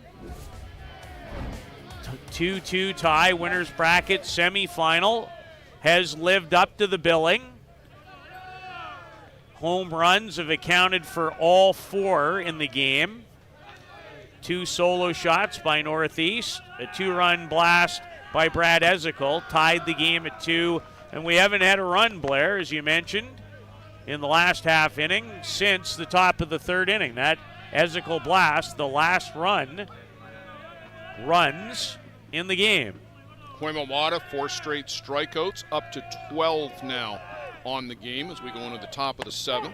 Facing Lenny Villavazzo, the Hill United Chiefs second baseman, who has walked and grounded out.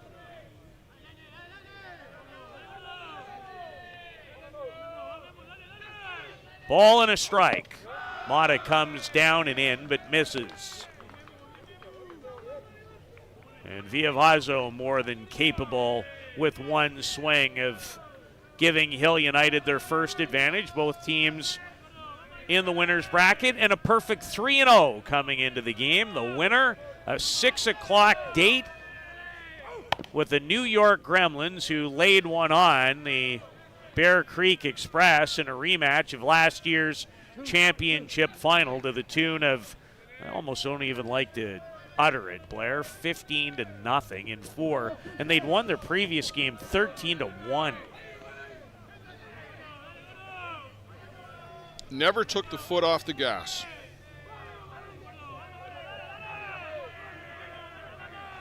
Mata still throwing some of it in terms of gas.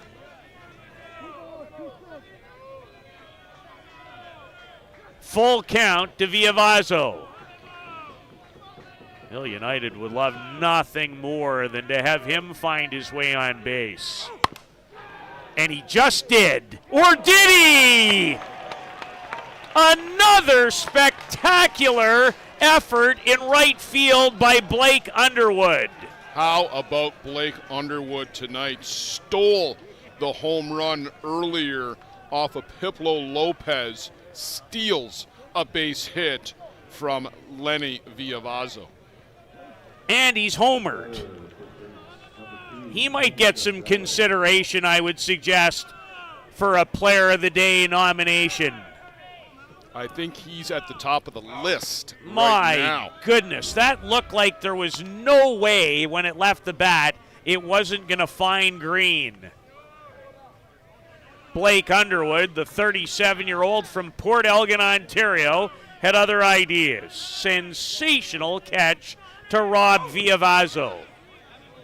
After taking a home run away from Pipo Lopez earlier. Well, this has been a great display of softball at the highest level tonight. Gonzalez.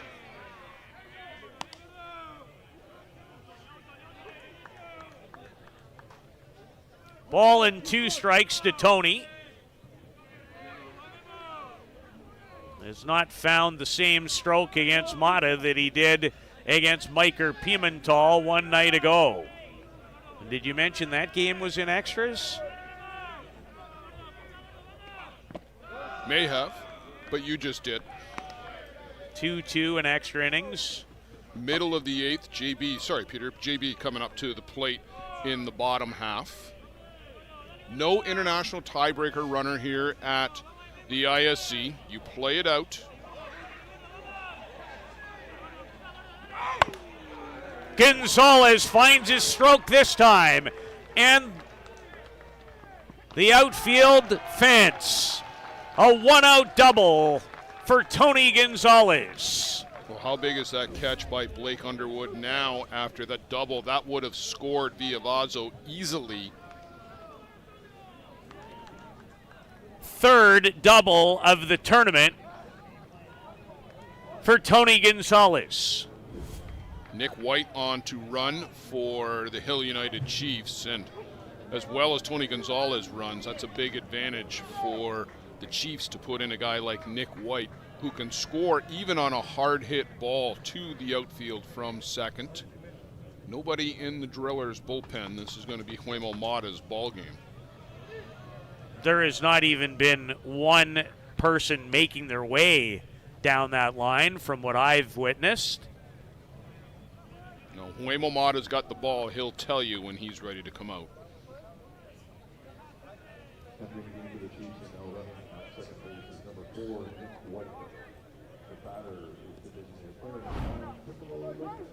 Well, Pipo Lopez has tripled and was robbed of a home run.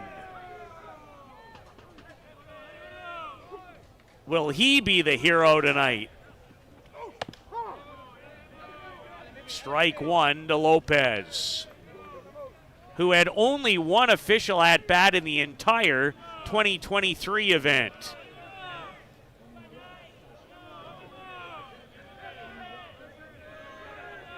Huemo Mata looking to battle out. Zara snap throw, and good work by Schiller to get around Nick White and able to catch the ball. Yeah, that's such a low percentage play. I know that White was a little far off the bag, but there's got to be some clear daylight there. It's so low percentage, and the chance of that ball skittering away, it took a good play by Schiller to hang on to it. I'm with you in that case. Too much risk, not enough reward. No. If that ball is spilt into the outfield, that gentleman, the 20-year-old from Truro, Nova Scotia, more than capable of scoring from there. 2 balls and a strike to Lopez. Waits on it, pulls it. over the head of Mr. Hill. Oh, some people who are all hanging over that fence down there too. That sent a couple of them scattering. That's a great place to watch from, Blair. It's a great spot to watch from until a foul ball on the bat of Pipo Lopez comes whistling your way. Also a quality point by yourself. 2 balls. Certainly better than the one comment you made earlier about the pole vault. The drop did not miss the strike zone by much, and the count to Lopez is full in a 2-2 tie in the top of the 7th inning. A berth in tomorrow's winner's bracket final is what's on tap and at stake, as Lopez asked and granted time.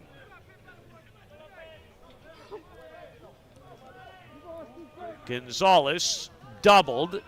Nick White is the pinch runner at second, and he can flat out fly. Foul ball.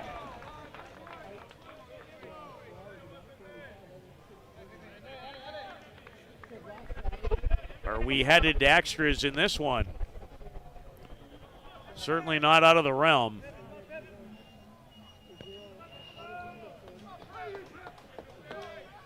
Has there ever been any conversation about moving to the international tiebreak rule that they have?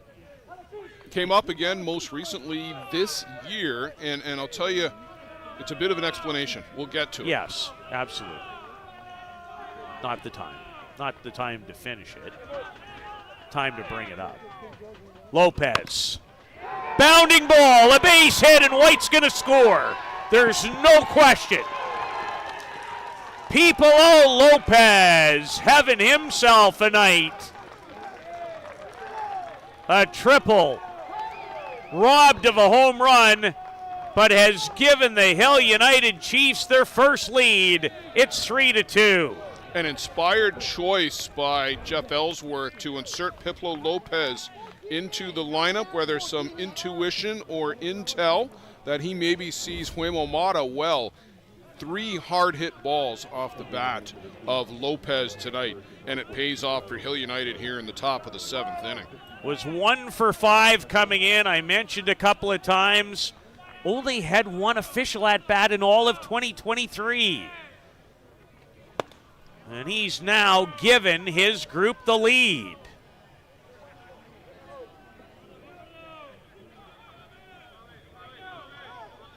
Tyler Brancho on to run for Lopez over at first. Dad, the CEO of Softball Canada, Mike Brancho, in the house. Had a nice little visit with Mike earlier tonight. One of my favorite gentlemen to chat softball with.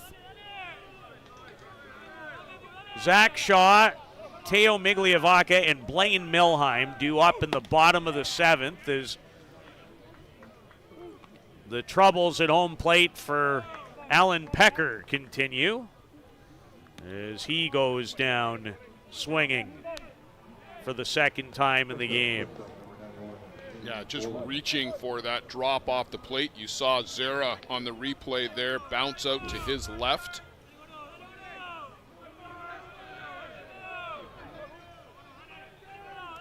Pipo Lopez bouncing base hit has given Hill United a 3-2 lead.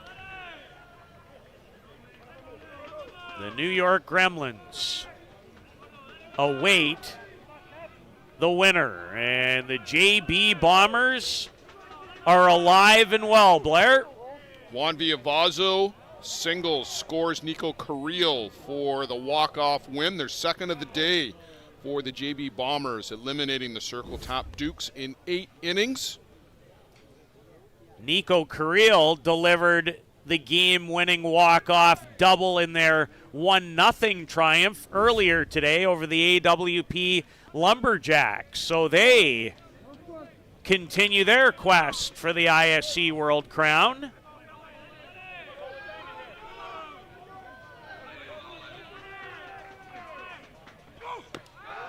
Shane Bolin thought he might have been struck with the previous pitch. He's ahead in the count, 3 balls and no strikes. He came into the game with 5 hits. Did Shane Bolin. 0 for 3 in this game. And he tried to sell ball 4. Mark Corus behind home plate wasn't buying.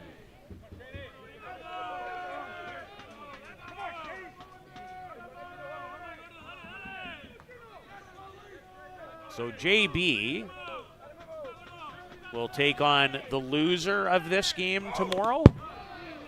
As Bolin fouls it back. You know what, Peter? I'll have to double check the bracket on that one. I think it should be Bear Creek and the Batmen in one game on that side of the bracket. And now the JB Bombers and the team that comes up short tonight. And we've got a lot of work left. Payoff pitch, a change up for strike 3. As Mata gets the best of Bolin. But Pipo Lopez has the go-ahead RBI base hit. And now Hill United find themselves 3 outs away from a date with the defending champs tomorrow evening.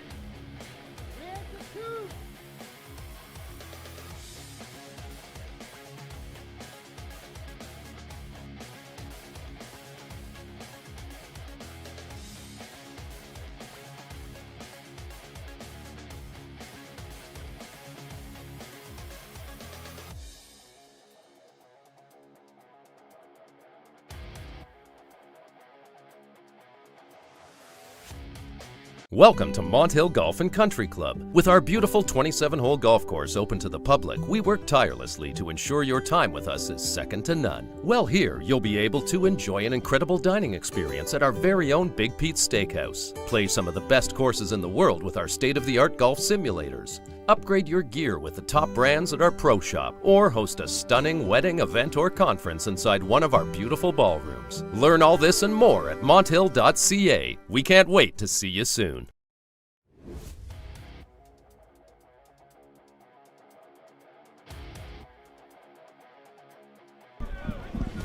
Bottom of the 7th. The Drillers are behind for the first time. They jumped out to an early 2-0 lead through 2 innings on solo shots from Teo Migliavaca and Blake Underwood, who's been as brilliant with a glove as he has been with a bat. Brad Ezekiel tied it with a 2-run homer in the 3rd. No runs, period, until the top of the 7th. Tony Gonzalez with a double. Nick White came in to run, and Pipo Lopez bounced one over the head of Manuel Godoy to score White from second, and it's 3-2 Hill United. Is Zach Shaw, the number 9 hitter, trying to get the Drillers on track, and he couldn't have had a much better swing than the one he just laid out on that pitch that he fouled straight back to the screen. He was all over it. Just failed to square it up.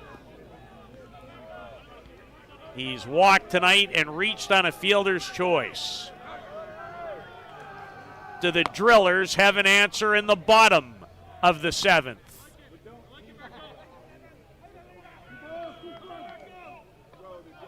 As the wind has picked up in the last few minutes at Softball City.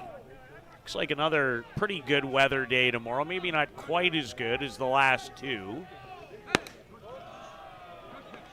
We'll crown a champion Saturday evening.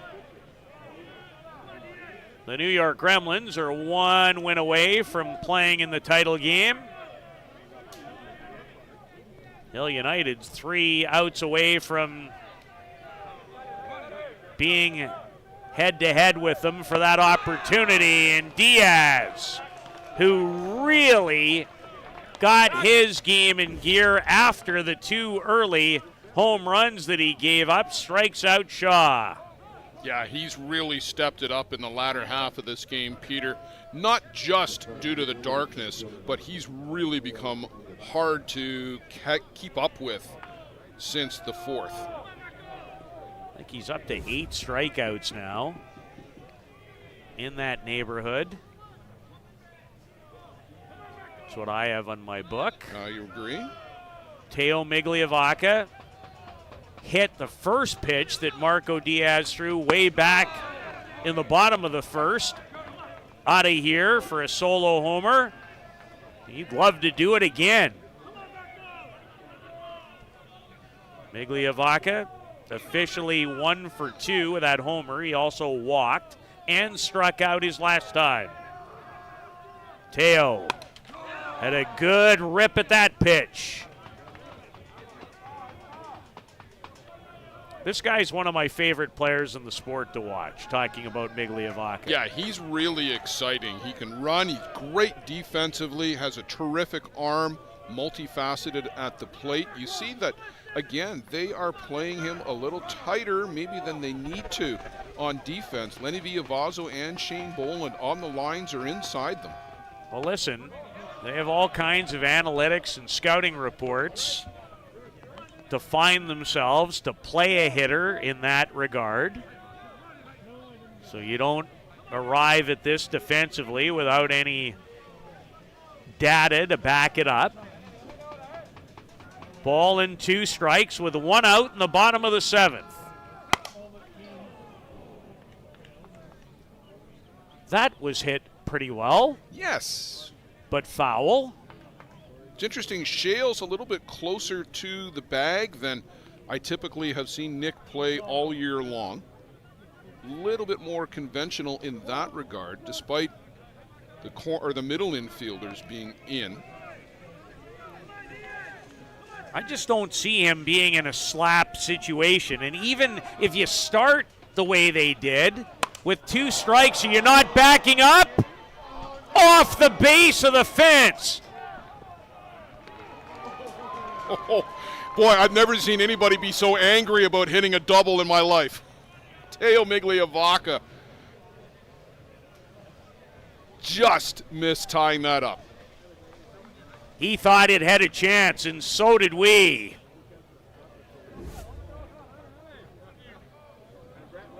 Couple of feet away, and there's the reaction from him, now clapping his hands. And the tying run after the double by Migliavacca, having one whale of a tournament, too.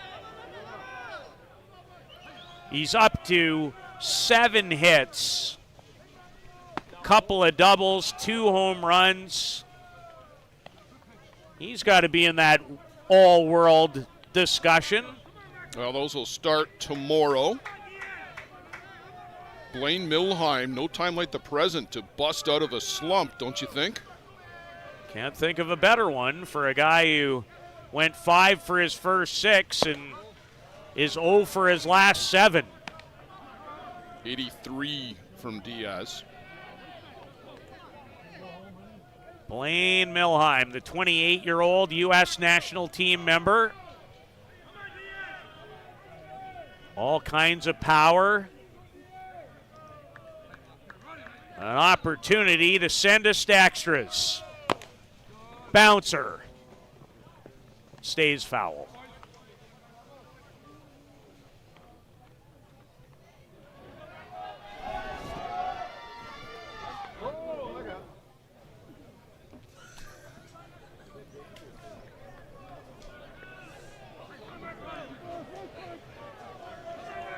I am 1 foul ball away with what has been occurring at this diamond from picking up the next one and launching it right back where it came from. Getting terrifying in here as Milheim fouls it away. Didn't you refer to me as a foul ball magnet at one point? After last year when your iPad got taken out by a foul ball that came bounding off the roof. Well, there's been about 5 in the last half an hour, and one hit poor Hall of Famer Robbie Schweier right on the top of the head.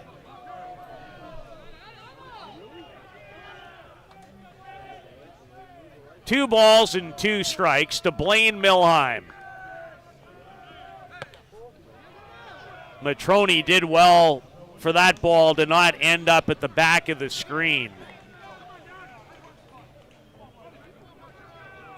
And the count is full. Cam Schiller on deck, and Matrone wants to have a visit with Marco Diaz.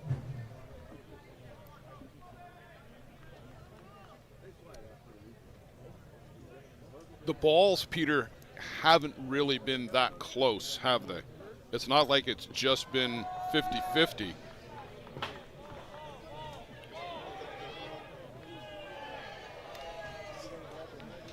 That one's way over there. The Lumberjacks made a catch. Peter's going to throw a chair over the roof. Well, you got to have fun. You have to have fun. Never Who isn't having fun? Never seen anything like the barrage that has been occurring. Diaz. Milheim, is it in fair territory? They say yes. And it might have started in foul territory, Blair. Well, Tony Gonzalez catches the ball with his foot on the bag.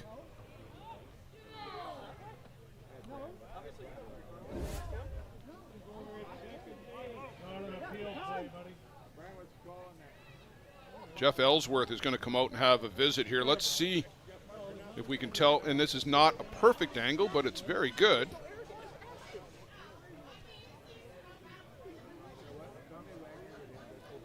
So where is Tony when he catches it? Foot's on the bag.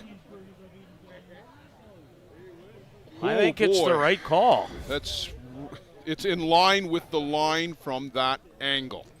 And it almost certainly looked like it hit foul out first before it bounded back in. Yeah, it was definitely headed in that direction. It was very close. And I think Milheim's out. He is. Well, there's no appeal to that. I mean, they can go ask for the base umpire, but he doesn't have the angle. That's the home plate umpire's call. So a ground out by Milheim, and now it's in the hands of Cam Schiller. Now the bounding ball to first did allow Migliavacca to move up to third, and he is more than a threat if a ball was ever spilled to tie it from there. Schiller against Diaz. They'll be teammates in the middle of September in Oklahoma City. But right now, they're not thinking about that. No, until then, they're going to be on opposite sides of the fence. The 1-1 to Schiller from Prescott, Arizona. Missed it. And that was at 85.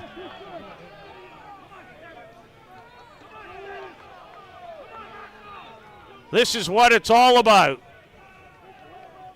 60 feet away from tying it, down to a strike.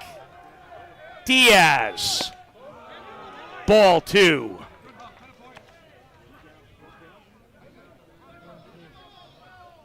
That's the thing about this sport, Blair, when every pitch feels like it matters, it's some of the best sports drama you can find. 2-2 to Schiller. And now the count is full.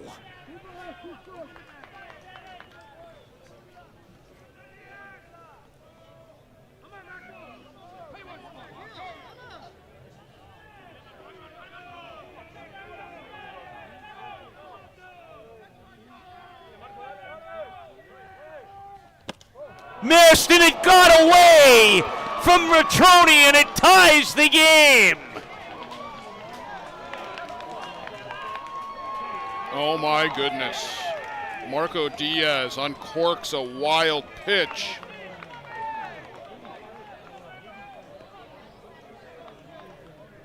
Well, I had just mentioned that the bounding ball, if nothing else, put him in a position that if it was spilled, he would likely score. Yeah. And then it happened. On a 3-2 pitch to Schiller, who walks. And now is the winning run at first. What a way to tie the game.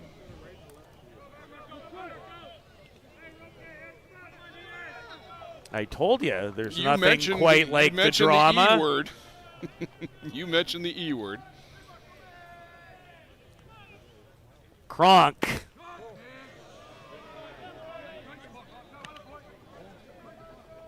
I think the E-word you're referring to is extras. That's the one.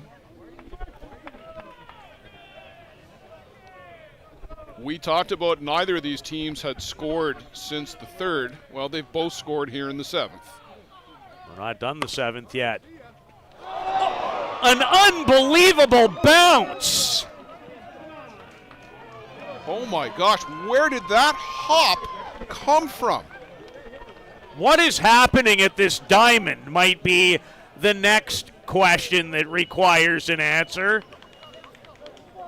That was a routine ground ball until it wasn't. Look at that hop it took on Villavazzo. He's in disbelief. And so is everybody in the park. That must have hit a bit of a divot and just went straight in the air. A base hit for Marshall Kronk. And now the winning run is 60 feet away. And Jordan Solorio, who doesn't have a hit tonight, who came in as hot as anybody in the entire event. Well, and you can't uncork another wild pitch here. It's game over. You've got to be extra careful. What an ending. Solorio, this won't be easy for Shields, and he can't collect it. And the Northeast Drillers snatch victory from the jaws of defeat and will play the New York Gremlins tomorrow in the winner's bracket final. Only chance he had to get Solorio was to barehand it cleanly and fire all in one motion, and couldn't do it. You had to see it to believe it. It's the only apt description. What a seventh inning. Hill United one strike away. One of the most incredible hops I've ever seen. A spilled ball that tied the game, and then Solorio's speed. They'll be wondering about that hop for ages now.